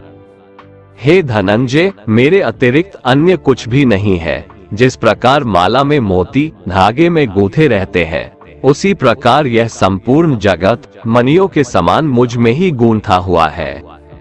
हे कुंती पुत्र अर्जुन, मैं ही जल का स्वाद हूँ, सूर्य तथा चंद्रमा का प्रकाश हूँ, समस्त वैदिक मंत्रों में ओंकार हूँ, आकाश में ध्वनि हूँ और पुरुषों में पुरुषत्व भी मैं ही हूँ। मैं पृथ्वी में पवित्र गंध हूँ, अग्नि में उष्मा हूँ, समस्त प्राणियों में उनका जीवन हूँ और तपस्वियों में तप भी मैं हूँ। हे अर्जुन, तू मुझको ही सभी प्राणियों का अनादि अनंत बीज समझ। मैं बुद्धिमानों की बुद्धि और तेजस्वी मनुष्यों का तेज हूँ। मैं बलवानों का कामना रहित और आसक्ति रहित बल हूँ और सब प्राणियों में धर्मानुसार विषयी जीवन हूँ। प्रकृति के 3 गुण, सत्व गुण, रज गुण और तम गुण से उत्पन्न होने वाले भाव, उन सबको तू मुझसे उत्पन्न होने वाला समझ, परंतु प्रकृति के गुण मेरे अधीन रहते हैं, मैं उनके अधीन नहीं हूँ। प्रकृति के इन तीनों गुणों से उत्पन्न भावों द्वारा संसार के सभी जीव मोहग्रस्त रहते हैं। इस कारण वे मुझ परम अविनाशी को नहीं जान पाते हैं। हे अर्जुन, इन तीनों दिव्य गुणों से युक्त मेरी माया को पार कर पाना असंभव है, परंतु जो मनुष्य मेरे शरणागत हो जाते हैं वो मेरी इस माया को आसानी से पार कर जाते हैं। मनुष्यों में अधर्मी और दुष्ट स्वभाव वाले मूर्ख लोग मेरी शरण ग्रहण नहीं करते हैं, ऐसे नास्तिक स्वभाव धारण करने वालों का ज्ञान मेरी माया द्वारा हर लिया जाता है। हे भरत श्रेष्ठ अर्जुन, उत्तम कर्म करने वाले, आर्त अर्थात दुख से निवृत्ति चाहने वाले, अर्थार्थी अर्थात धन संपदा चाहने वाले, जिज्ञासु अर्थात केवल मुझे जानने की इच्छा वाले, और ज्ञानी अर्थात मुझे ज्ञान सहित जानने वाले, ऐसे 4 प्रकार के भक्त मेरा स्मरण करते हैं। इनमें से वह ज्ञानी सर्वश्रेष्ठ है जो सदैव अनन्य भाव से मेरी शुद्ध भक्ति में स्थित रहता है, क्योंकि ऐसे ज्ञानी भक्त को मैं अत्यंत प्रिय होता हूँ और वह मुझे अत्यंत प्रिय होता है। यद्यपि ये चारों प्रकार के भक्त उदार हृदय वाले हैं, परंतु मेरे मत के अनुसार ज्ञानी भक्त तो साक्षात मेरा ही स्वरूप होता है, क्योंकि वह स्थिर मन बुद्धि वाला ज्ञानी भक्त मुझे अपना सर्वोच्च लक्ष्य जानकर मुझ में ही स्थित रहता है। अनेकों जन्मों के बाद अपने अंतिम जन्म में ज्ञानी मेरी शरण ग्रहण करता है। उसके लिए सभी के हृदय में स्थित सब कुछ मैं ही होता हूँ। ऐसा महात्मा अत्यंत दुर्लभ होता है। जिन मनुष्यों का ज्ञान सांसारिक कामनाओं के द्वारा नष्ट हो चुका है, वे लोग अपने अपने स्वभाव के अनुसार पूर्व जन्मों के अर्जित संस्कारों के कारण प्रकृति के नियमों के वश में होकर अन्य देवी देवताओं की शरण में जाते हैं। मनुष्य अपनी श्रद्धा के अनुसार जिस भी देवी देवताओं का पूजन करते हैं, मैं उसकी श्रद्धा को उन्हीं देवी देवताओं के प्रति स्थिर कर देता हूँ। वह भक्त सांसारिक सुख की कामनाओं से श्रद्धा से युक्त होकर उन देवी देवताओं की पूजा आराधना करते हैं और उसकी वह कामनाएं पूर्ण भी होती है, किंतु वास्तव में ये सभी इच्छाएं मेरे द्वारा ही पूरी की जाती है। परंतु उन अल्प बुद्धि वालों को प्राप्त वह फल क्षणिक होता है और भोगने के बाद समाप्त हो जाता है।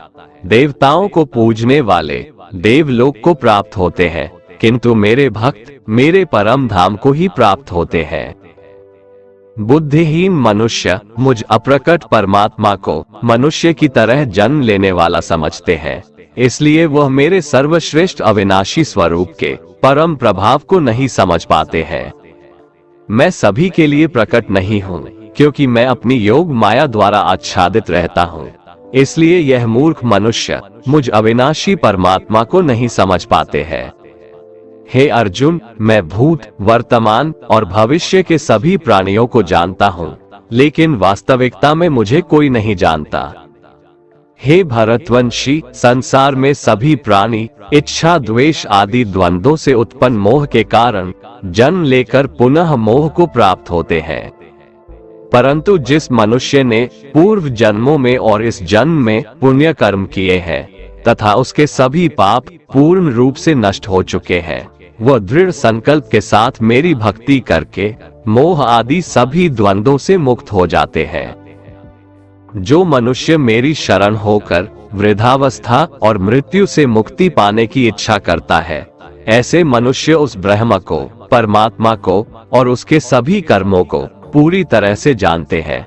जो मनुष्य मुझे अधिभूत अर्थात संपूर्ण जगत का कर्ता, अधिदैव अर्थात संपूर्ण देवताओं का नियंत्रक तथा अधियज्ञ अर्थात संपूर्ण फलों का भोक्ता समझता है और जिसका मन निरंतर मुझ में स्थित रहता है, वह मनुष्य मृत्यु के समय में भी मुझे जानता है और मेरे परम धाम को प्राप्त होता है। इस प्रकार उपनिषद, ब्रह्म विद्या तथा योग शास्त्र रूप श्रीमद् भगवद गीता के श्री कृष्ण अर्जुन संवाद में ज्ञान विज्ञान योग नाम का 7वां अध्याय संपूर्ण हुआ। श्रीमद् भगवद गीता अध्याय 8 अक्षर ब्रह्म योग। अर्जुन के 7 प्रश्नों के उत्तर। अर्जुन पूछते हैं, हे पुरुषोत्तम, ये ब्रह्म क्या है, अध्यात्म क्या है, कर्म क्या है, अधिभूत किसे कहते हैं और अधिदैव कौन कहलाते हैं? हे मधुसूदन, यहाँ अधियज्ञ कौन है और वह इस शरीर में किस प्रकार स्थित रहता है और शरीर के अंत समय में आत्म संयमी अर्थात योग युक्त मनुष्यों द्वारा आपको किस प्रकार जाना जाता है? श्री भगवान ने कहा, जो अविनाशी है वही ब्रह्म है, अर्थात आत्मा ही ब्रह्म है और आत्मा में स्थिर भाव ही अध्यात्म कहलाता है तथा जीवों के वह भाव जो कि अच्छे या बुरे संकल्प उत्पन्न करते हैं, उन भावों का मिट जाना ही कर्म कहलाता है। हे शरीरधारियों में श्रेष्ठ अर्जुन, मेरी अपरा प्रकृति जो कि निरंतर परिवर्तनशील है, अधिभूत कहलाती है, तथा मेरा वह विराट रूप जिसमें सूर्य, चंद्रमा आदि सभी देवता स्थित है, वह अधिदैव कहलाता है। और मैं ही प्रत्येक शरीरधारी के हृदय में अंतर्यामी रूप स्थित अधियज्ञ हूँ, अर्थात यज्ञ का भोक्ता हूँ। जो मनुष्य जीवन के अंत समय में मेरा ही स्मरण करता हुआ शारीरिक बंधन से मुक्त होता है, वह मेरे ही भाव को अर्थात मुझको ही प्राप्त होता है, इसमें कुछ भी संदेह नहीं है। हे कुंती पुत्र, मनुष्य अंत समय में जिस जिस भाव का स्मरण करता हुआ शरीर का त्याग करता है, वह उसी भाव को ही प्राप्त होता है जिस भाव का जीवन में निरंतर स्मरण किया है। इसलिए हे अर्जुन, तू हर समय मेरा ही स्मरण कर और युद्ध भी कर। मन बुद्धि से मेरे शरणागत होकर तू निश्चित रूप से मुझको ही प्राप्त होगा।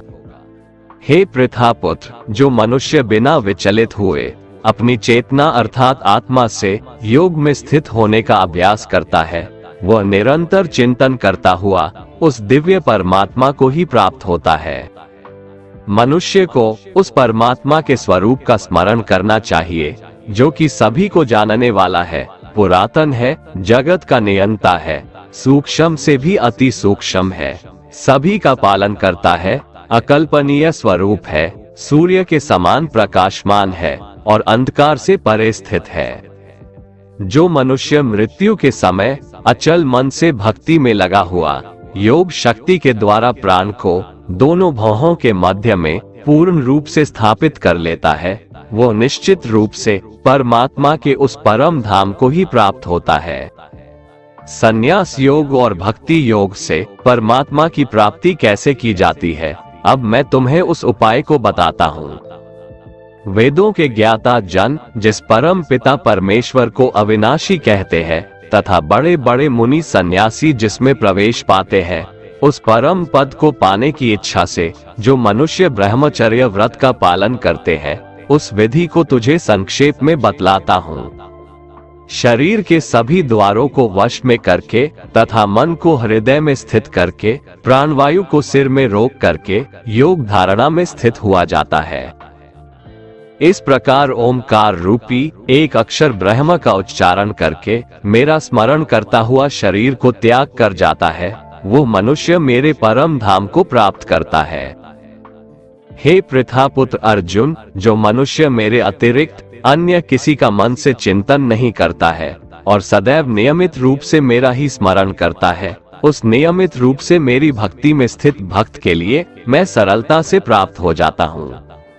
मुझे प्राप्त करके उस मनुष्य का इस दुख रूपी अस्तित्व रहित क्षण भंगुर संसार में पुनर्जन्म कभी नहीं होता है, बल्कि वह महात्मा परम सिद्धि को प्राप्त करके मेरे परम धाम को प्राप्त होता है। हे अर्जुन, इस ब्रह्मांड में निम्न लोक से ब्रह्म लोक तक के सभी लोकों में सभी जीव जन्म मृत्यु को प्राप्त होते रहते हैं, किंतु हे कुंती पुत्र अर्जुन, मुझे प्राप्त करके मनुष्य का पुनर्जन्म कभी नहीं होता है। जो मनुष्य 1000 चतुर्युगों का ब्रह्मा का दिन और 1000 चतुर्युगों की ब्रह्मा की रात्रि को जानते हैं, वो मनुष्य समय के तत्व को वास्तविकता से जानने वाले होते हैं। ब्रह्मा के दिन की शुरुआत में सभी जीव उस अव्यक्त से प्रकट होते हैं और रात्रि की शुरुआत में पुनः अव्यक्त में ही विलीन हो जाते हैं। उस अव्यक्त को ही ब्रह्म के नाम से जाना जाता है। हे पृथापुत्र, वही यह समस्त जीवों का समूह बार बार उत्पन्न और विलीन होता रहता है। ब्रह्मा की रात्रि के आने पर विलीन हो जाता है और दिन के आने पर अपने आप प्रकट हो जाता है। लेकिन उस अव्यक्त ब्रह्म के अतिरिक्त शाश्वत परम अव्यक्त परब्रह्म है। वह परब्रह्म सभी जीवों के नाश होने पर भी कभी नष्ट नहीं होता है, जिसे वेदों में अव्यक्त अविनाशी के नाम से कहा गया है, उसी को परम गति कहा जाता है, जिसको प्राप्त करके मनुष्य कभी वापस नहीं आता है, वही मेरा परम धाम है। हे पृथापुत्र, वह ब्रह्म जो परम श्रेष्ठ है, जिसे अनन्य भक्ति के द्वारा ही प्राप्त किया जा सकता है, जिसके अंदर सभी जीव स्थित हैं और जिसके कारण सारा जगत दिखाई देता है। हे भरत श्रेष्ठ, जिस समय में शरीर को त्याग कर जाने वाले योगियों का पुनर्जन्म नहीं होता है और जिस समय में शरीर त्यागने पर पुनर्जन्म होता है, अब मैं तुम्हें उस समय के बारे में बतलाता हूँ। जिस समय ज्योतिर्मय अग्नि जल रही हो, दिन का पूर्ण सूर्य प्रकाश हो, शुक्ल पक्ष का चंद्रमा बढ़ रहा हो और जब सूर्य उत्तर दिशा में रहता है, उन 6 महीनों के समय में शरीर का त्याग करने वाले ब्रह्मज्ञानी मनुष्य ब्रह्म को प्राप्त होते हैं। जिस समय अग्नि से धुआं फैल रहा हो, रात्रि का अंधकार हो, कृष्ण पक्ष का चंद्रमा घट रहा हो और जब सूर्य दक्षिण दिशा में रहता है, उन 6 महीनों के समय में शरीर त्यागने वाला स्वर्ग लोकों को प्राप्त होकर अपने शुभ कर्मों का फल भोग कर पुनर्जन्म को प्राप्त होता है। वेदों के अनुसार इस मृत्यु लोक से जाने के 2 ही शाश्वत मार्ग है, एक प्रकाश का मार्ग और दूसरा अंधकार का मार्ग। जो मनुष्य प्रकाश मार्ग से जाता है वह वापस नहीं आता है और जो मनुष्य अंधकार मार्ग से जाता है वह वापस लौट आता है। हे पृथापुत्र, भक्ति में स्थित मेरा कोई भी भक्त इन सभी मार्गों को जानते हुए भी कभी मोहग्रस्त नहीं होता है। इसलिए हे अर्जुन, तू हर समय मेरी भक्ति में स्थिर हो। योग में स्थित मनुष्य वेदों के अध्ययन से, यज्ञ से, तप से और दान से प्राप्त सभी पुण्य फलों को भोगता हुआ अंत में निश्चित रूप से तत्व से जानकर मेरे परम धाम को ही प्राप्त करता है, जो कि मेरा मूल निवास स्थान है। इस प्रकार उपनिषद, ब्रह्म विद्या तथा योग शास्त्र रूप श्रीमद् भगवद गीता के श्री कृष्ण अर्जुन संवाद में अक्षर ब्रह्म योग नाम का 8वां अध्याय संपूर्ण हुआ। श्रीमद् भगवद गीता अध्याय 9 राज विद्या योग। श्री भगवान ने कहा, हे अर्जुन, अब मैं तुझ ईर्ष्या न करने वाले के लिए इस परम गोपनीय ज्ञान को अनुभव सहित कहता हूँ, जिसको जानकर तू इस दुख रूपी संसार से मुक्त हो सकेगा। ये ज्ञान सभी विद्याओं का राजा, सभी गोपनीयों से भी अति गोपनीय, परम पवित्र, परम श्रेष्ठ है। ये ज्ञान अविनाशी परमात्मा का प्रत्यक्ष अनुभव कराने वाला है। हे अर्जुन, धर्म के प्रति श्रद्धा न रखने वाले मनुष्य मुझे न प्राप्त होकर जन्म मृत्यु रूपी मार्ग से इस संसार में आते जाते रहते हैं। मेरे कारण ही यह सारा संसार दिखाई देता है और मैं ही इस संपूर्ण जगत में अदृश्य शक्ति रूप में सभी जगह स्थित हूँ। सभी प्राणी मुझ में ही स्थित हैं, परंतु मैं उनमें स्थित नहीं हूँ। हे अर्जुन, यह मेरी ऐश्वर्य पूर्ण योग शक्ति को देख। ये संपूर्ण सृष्टि मुझ में कभी स्थित नहीं रहती है, फिर भी मैं सभी प्राणियों का पालन पोषण करने वाला हूँ और सभी प्राणियों में शक्ति रूप में स्थित हूँ, परंतु मेरा आत्मा सभी प्राणियों में स्थित नहीं रहता है, क्योंकि मैं ही सृष्टि का मूल कारण हूँ। जिस प्रकार सभी जगह बहने वाली महान वायु सदैव आकाश में स्थित रहती है, उसी प्रकार सभी प्राणी मुझ में स्थित रहते हैं। हे कुंती पुत्र, कल्प के अंत में सभी प्राणी मेरी प्रकृति में प्रवेश करके विलीन हो जाते हैं और अगले कल्प के आरंभ में उनको अपनी इच्छा शक्ति से फिर उत्पन्न करता हूँ। 84 लाख योनियों में सभी प्राणी अपनी इच्छा शक्ति के कारण बार बार मेरी इच्छा शक्ति से विलीन और उत्पन्न होते रहते हैं। ये सभी पूर्ण रूप से खुद ही मेरी इच्छा शक्ति के अधीन होते हैं, अर्थात मेरी प्रकृति के अधीन होते हैं।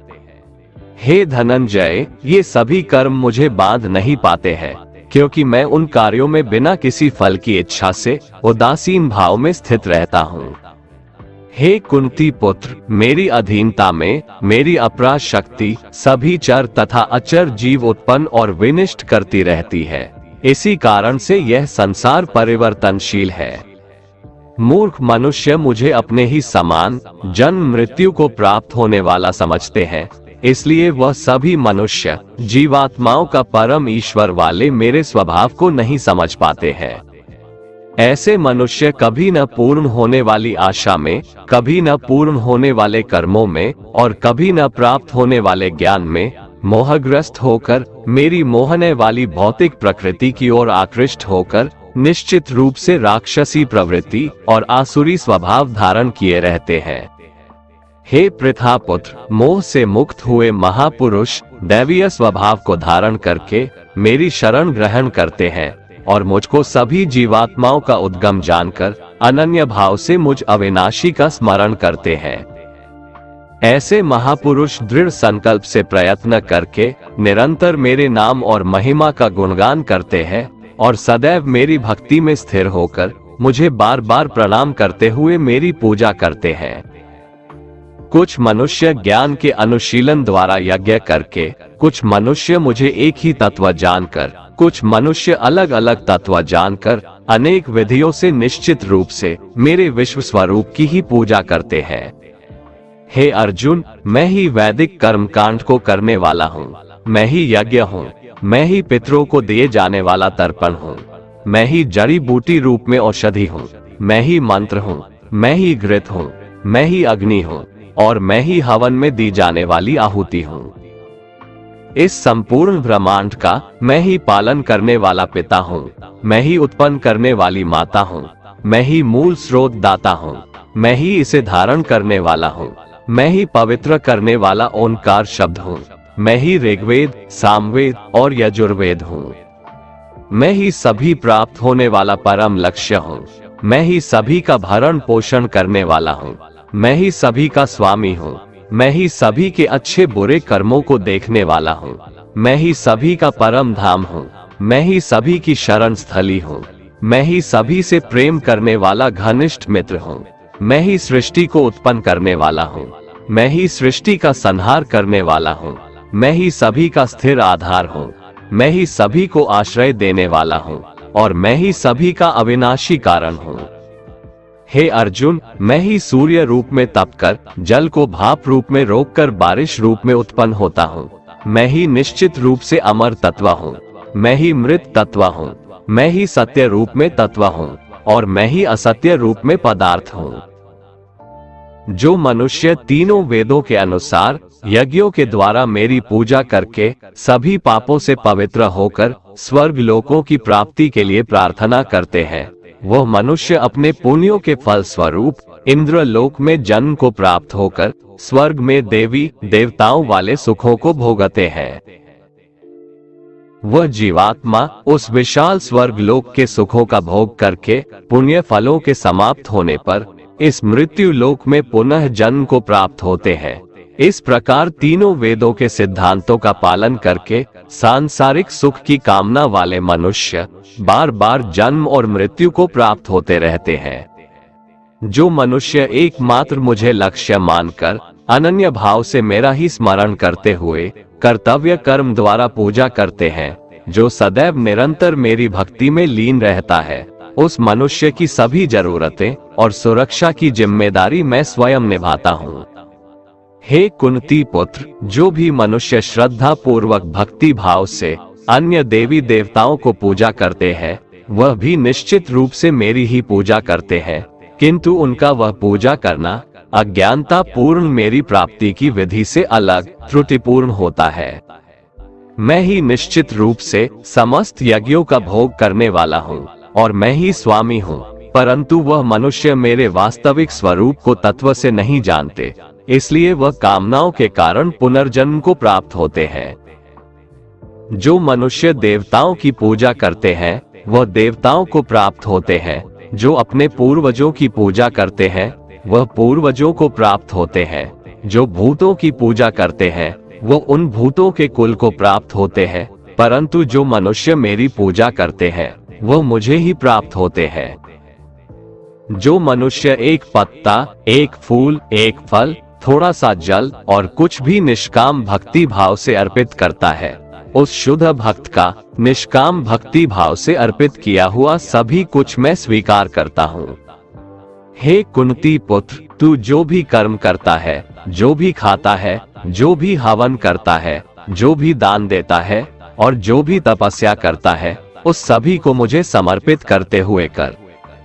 इस प्रकार तू समस्त अच्छे और बुरे कर्मों के फलों के बंधन से मुक्त हो जाएगा। और मन से सभी सांसारिक कर्मों को त्याग कर मन को परमात्मा में स्थिर करके विशेष रूप से मुक्त होकर मुझे ही प्राप्त होगा। मैं सभी प्राणियों में समान रूप से स्थित हूँ। सृष्टि में न किसी से द्वेष रखता हूँ और न ही कोई मेरा प्रिय है, परंतु जो मनुष्य शुद्ध भक्ति भाव से मेरा स्मरण करता है तब वो मुझ में स्थित रहता है और मैं भी निश्चित रूप से उसमें स्थित रहता हूँ। यदि कोई भी अत्यंत दुराचारी मनुष्य अनन्य भाव से मेरा निरंतर स्मरण करता है तो वह निश्चित रूप से साधु ही समझना चाहिए, क्योंकि वह संपूर्ण रूप से मेरी भक्ति में ही स्थित है। हे अर्जुन, वह शीघ्र ही मन से शुद्ध होकर धर्म का आचरण करता हुआ चिरस्थायी परम शांति को प्राप्त होता है। इसलिए तू निश्चित होकर घोषित कर दे कि मेरा भक्त कभी नष्ट नहीं होता है। हे पृथा पुत्र, स्त्री, वैश्य, शूद्र, भूत, पिशाच कोई भी हो, वह भी मेरी शरण ग्रहण करके मेरे परम धाम को ही प्राप्त होते हैं। तो फिर पुण्यात्मा ब्राह्मणों, भक्तों और राजर्षि क्षत्रियों का तो कहना ही क्या है। इसलिए तू क्षण में नष्ट होने वाले दुख से भरे हुए इस जीवन में निरंतर मेरा ही स्मरण कर। हे अर्जुन, तू मुझ में ही मन को स्थिर कर मेरा ही भक्त बन, मेरी ही पूजा कर और मुझे ही प्रणाम कर। इस प्रकार अपने मन को मुझ परमात्मा में पूर्ण रूप से स्थिर करके मेरी शरण होकर तू निश्चित रूप से मुझे ही प्राप्त होगा। इस प्रकार उपनिषद, ब्रह्म विद्या तथा योग शास्त्र रूप श्रीमद् भगवद गीता के श्री कृष्ण अर्जुन संवाद में राजविद्या योग नाम का 9वां अध्याय संपूर्ण हुआ। श्रीमद् भगवद गीता अध्याय 10 विभूति योग, भगवान के ऐश्वर्य का वर्णन। श्री भगवान ने कहा, हे महाबाहु अर्जुन, तू मेरे परम प्रभावशाली वचनों को फिर से सुन, क्योंकि मैं तुझे अत्यंत प्रिय मानता हूँ, इसलिए तेरे हित के लिए कहता हूँ। मेरे ऐश्वर्य के प्रभाव को न तो कोई देवतागण जानते हैं और न ही कोई महान ऋषिगण ही जानते हैं, क्योंकि मैं ही सभी प्रकार से देवताओं और महर्षियों को उत्पन्न करने वाला हूँ। जो मनुष्य मुझे जन्म मृत्यु रहित, आदि अंत रहित और सभी लोकों का महान ईश्वरीय रूप को जान जाता है, वह मृत्यु को प्राप्त होने वाला मनुष्य मोह से मुक्त होकर सभी पापों से मुक्त हो जाता है। हे अर्जुन, संशय को मिटाने वाली बुद्धि, मोह से मुक्ति दिलाने वाला ज्ञान, क्षमा का भाव, सत्य का आचरण, इंद्रियों का नियंत्रण, मन की स्थिरता, सुख दुख की अनुभूति, जन्म मृत्यु का कारण, भय अभय की चिंता, अहिंसा का भाव, समानता का भाव, संतुष्ट होने का स्वभाव, तपस्या की शक्ति, दानशीलता का भाव और यश अपयश की प्राप्ति में जो भी कारण होते हैं, ये सभी मनुष्यों के अनेकों प्रकार के भाव मुझसे ही उत्पन्न होते हैं। सातों महान ऋषि और उनसे भी पहले उत्पन्न होने वाले चारों सनकादि कुमारों तथा स्वयंभू मनु आदि, ये सभी मेरे मन की इच्छा शक्ति से उत्पन्न हुए हैं। संसार के सभी लोकों के समस्त जीव इन्हीं की ही संतानें हैं। जो मनुष्य मेरी इस विशेष ऐश्वर्य पूर्ण योग शक्ति को तत्व सहित जानता है, वह स्थिर मन से मेरी भक्ति में स्थित हो जाता है। इसमें किसी भी प्रकार का संदेह नहीं है। मैं ही संपूर्ण जगत की उत्पत्ति का कारण हूँ और मुझसे ही संपूर्ण जगत की क्रियाशीलता है। इस प्रकार मानकर विद्वान मनुष्य अत्यंत भक्ति भाव से मेरा ही निरंतर स्मरण करते हैं। जिन मनुष्यों के चित्त मुझ में स्थिर रहते हैं और जिन्होंने अपना जीवन मुझको ही समर्पित कर दिया है, वह भक्त जन आपस में एक दूसरे को मेरा अनुभव कराते हैं। वह भक्त मेरा ही गुणगान करते हुए निरंतर संतुष्ट रहकर मुझ में ही आनंद की प्राप्ति करते हैं। जो सदैव अपने मन को मुझ में स्थित रखते हैं और प्रेम पूर्वक निरंतर मेरा स्मरण करते हैं, उन भक्तों को मैं वह बुद्धि प्रदान करता हूँ जिससे वो मुझको ही प्राप्त होते हैं। हे अर्जुन, उन भक्तों पर विशेष कृपा करने के लिए उनके हृदय में स्थित आत्मा के द्वारा उनके अज्ञान रूपी अंधकार को ज्ञान रूपी दीपक के प्रकाश से दूर करता हूँ। अर्जुन ने कहा, हे कृष्ण, आप परमेश्वर हैं, आप परब्रह्म हैं, आप परम आश्रय दाता हैं, आप परम शुद्ध चेतना है, आप शाश्वत पुरुष हैं, आप दिव्य हैं, आप अजन्मा है, आप समस्त देवताओं के भी आदि देव और आप ही सर्वत्र व्याप्त हैं। हे कृष्ण, जो अब आप स्वयं मुझे बता रहे हैं, ये तो सभी ऋषिगण, असित, देवल और व्यास तथा देवर्षि नारद भी कहते हैं। हे केशव, जो ये सब कुछ आप मुझे बता रहे हैं, उसे मैं पूर्ण सत्य रूप से स्वीकार करता हूँ। हे प्रभु, आपके स्वरूप को न तो देवतागण और न ही असुरगण जान सकते हैं।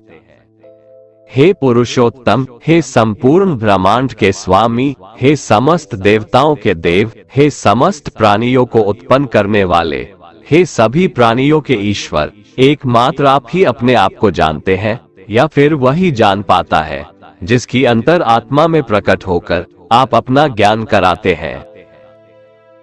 हे कृष्ण, कृपा करके आप अपने उन अलौकिक ऐश्वर्यपूर्ण स्वरूपों को विस्तार से कहिए, जिसे कहने में केवल आप ही समर्थ हैं, जिन ऐश्वर्यों द्वारा आप इन सभी लोकों में व्याप्त होकर स्थित हैं। हे योगेश्वर, मैं किस प्रकार आपका निरंतर चिंतन करके आपको जान सकता हूँ और मैं आपके ईश्वरीय स्वरूप का किन किन भावों से स्मरण करूं। हे जनार्दन, अपनी योग शक्ति और ऐश्वर्य ऐश्वर्यपूर्ण रूपों को फिर भी विस्तार से कहिए, क्योंकि आपके अमृत स्वरूप वचनों को सुनते हुए भी मेरी तृप्ति नहीं हो रही है। श्री भगवान ने कहा, हे कुरुश्रेष्ठ, अब मैं तेरे लिए अपने मुख्य अलौकिक ऐश्वर्यपूर्ण रूपों को कहूंगा, क्योंकि मेरे विस्तार की तो कोई सीमा नहीं है। हे अर्जुन, मैं समस्त प्राणियों के हृदय में स्थित आत्मा हूँ और मैं ही सभी प्राणियों की उत्पत्ति का, मैं ही सभी प्राणियों के जीवन का और मैं ही सभी प्राणियों की मृत्यु का कारण हूँ। मैं सभी आदित्यों में विष्णु हूँ, मैं सभी ज्योतियों में प्रकाशमान सूर्य हूँ, मैं सभी मरुतों में मरीचि नामक वायु हूँ और मैं ही सभी नक्षत्रों में चंद्रमा हूँ। मैं सभी वेदों में सामवेद हूँ, मैं सभी देवताओं में स्वर्ग का राजा इंद्र हूँ, सभी इंद्रियों में मन हूँ और सभी प्राणियों में चेतना स्वरूप जीवन शक्ति हूँ। मैं सभी रुद्रों में शिव हूँ, मैं यक्षों तथा राक्षसों में धन का स्वामी कुबेर हूँ, मैं सभी वसुओं में अग्नि हूँ और मैं ही सभी शिखरों में मेरु हूँ। हे पार्थ, सभी पुरोहितों में मुख्य बृहस्पति मुझे ही समझ, मैं सभी सेनानायकों में कार्तिकेय हूँ और मैं ही सभी जलाशयों में समुद्र हूँ। मैं महर्षियों में भृगु हूँ, मैं सभी वाणी में एक अक्षर हूँ, मैं सभी प्रकार के यज्ञों में जप यज्ञ हूँ और मैं ही सभी स्थिर रहने वालों में हिमालय पर्वत हूँ। मैं सभी वृक्षों में पीपल हूँ, मैं सभी देवर्षियों में नारद हूँ, मैं सभी गंधर्वों में चित्ररथ हूँ और मैं ही सभी सिद्ध पुरुषों में कपिल मुनि हूँ। समस्त घोड़ों में समुद्र मंथन से अमृत के साथ उत्पन्न उच्चैःश्रवा घोड़ा मुझे ही समझ, मैं सभी हाथियों में ऐरावत हूँ और मैं ही सभी मनुष्यों में राजा हूँ। मैं सभी हथियारों में वज्र हूँ, मैं सभी गायों में सुरभि हूँ, मैं धर्मानुसार संतान उत्पत्ति का कारण रूप प्रेम का देवता कामदेव हूँ और मैं ही सभी सर्पों में वासुकी हूँ। मैं सभी नागों में शेषनाग हूँ, मैं समस्त जलचरों में वरुण देव हूँ, मैं सभी पितरों में अर्यमा हूँ और मैं ही सभी नियमों को पालन करने वालों में यमराज हूँ।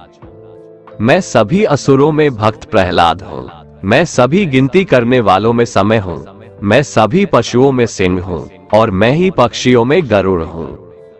मैं समस्त पवित्र करने वालों में वायु हूँ, मैं सभी शस्त्र धारण करने वालों में राम हूँ, मैं सभी मछलियों में मगर हूँ और मैं ही समस्त नदियों में गंगा हूँ। हे अर्जुन, मैं ही समस्त सृष्टियों का आदि, मध्य और अंत हूँ। मैं सभी विद्याओं में ब्रह्म विद्या हूँ और मैं ही सभी तर्क करने वालों में निर्णायक सत्य हूँ। मैं सभी अक्षरों में ओंकार हूँ, मैं ही सभी समासों में द्वंद्व हूँ, मैं कभी न समाप्त होने वाला समय हूँ और मैं ही सभी को धारण करने वाला विराट स्वरूप हूँ। मैं ही सभी को नष्ट करने वाली मृत्यु हूँ, मैं ही भविष्य में सभी को उत्पन्न करने वाली सृष्टि हूँ।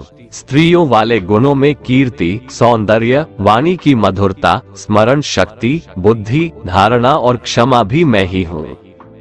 मैं सामवेद की गाने वाली श्रुतियों में बृहत साम हूँ, मैं छंदों में गायत्री छंद हूँ, मैं महीनों में मार्गशीर्ष और मैं ही ऋतुओं में वसंत हूँ। मैं छलने वालों का जुआ हूँ, मैं तेजस्वियों का तेज हूँ, मैं जीतने वालों की विजय हूँ, मैं व्यवसायियों का निश्चय हूँ और मैं ही सत्य बोलने वालों का सत्य हूँ। मैं वृष्णिवंशियों में वासुदेव हूँ, मैं ही पांडवों में अर्जुन हूँ, मैं मुनियों में वेदव्यास हूँ और मैं ही कवियों में शुक्राचार्य हूँ। मैं दमन करने वालों का दंड हूँ, मैं विजय की कामना वालों की नीति हूँ, मैं रहस्य रखने वालों का मौन हूँ और मैं ही ज्ञानियों का ज्ञान हूँ। हे अर्जुन, वह बीज भी मैं ही हूँ जिनके कारण सभी प्राणियों की उत्पत्ति होती है, क्योंकि संसार में कोई भी ऐसा चर या अचर प्राणी नहीं है जो मेरे बिना अलग रह सके। हे परंतप अर्जुन, मेरी लौकिक और अलौकिक ऐश्वर्यपूर्ण स्वरूपों का अंत नहीं है। मैंने अपने इन ऐश्वर्यों का वर्णन तो तेरे लिए संक्षिप्त रूप से कहा है। जो ऐश्वर्य युक्त, कांति युक्त और शक्ति युक्त वस्तुएं हैं, उनको तू मेरे तेज के अंश से ही उत्पन्न हुआ समझ। किंतु हे अर्जुन, तुझे इस प्रकार सारे ज्ञान को विस्तार से जानने की आवश्यकता ही क्या है? मैं तो अपने एक अंश मात्र से इस संपूर्ण ब्रह्मांड को धारण करके सर्वत्र स्थित रहता हूँ। इस प्रकार उपनिषद, ब्रह्म विद्या तथा योग शास्त्र रूप श्रीमद् भगवद गीता के श्री कृष्ण अर्जुन संवाद में विभूति योग नाम का 10वां अध्याय संपूर्ण हुआ। दोस्तों, अगर आपको हमारा ये वीडियो पसंद आया तो कमेंट में जय श्री राधे कृष्ण लिखें और ऐसे ही प्रेरणादायक वीडियो देखने के लिए हमारे चैनल को सब्सक्राइब कर लें। जय श्री राधे कृष्ण।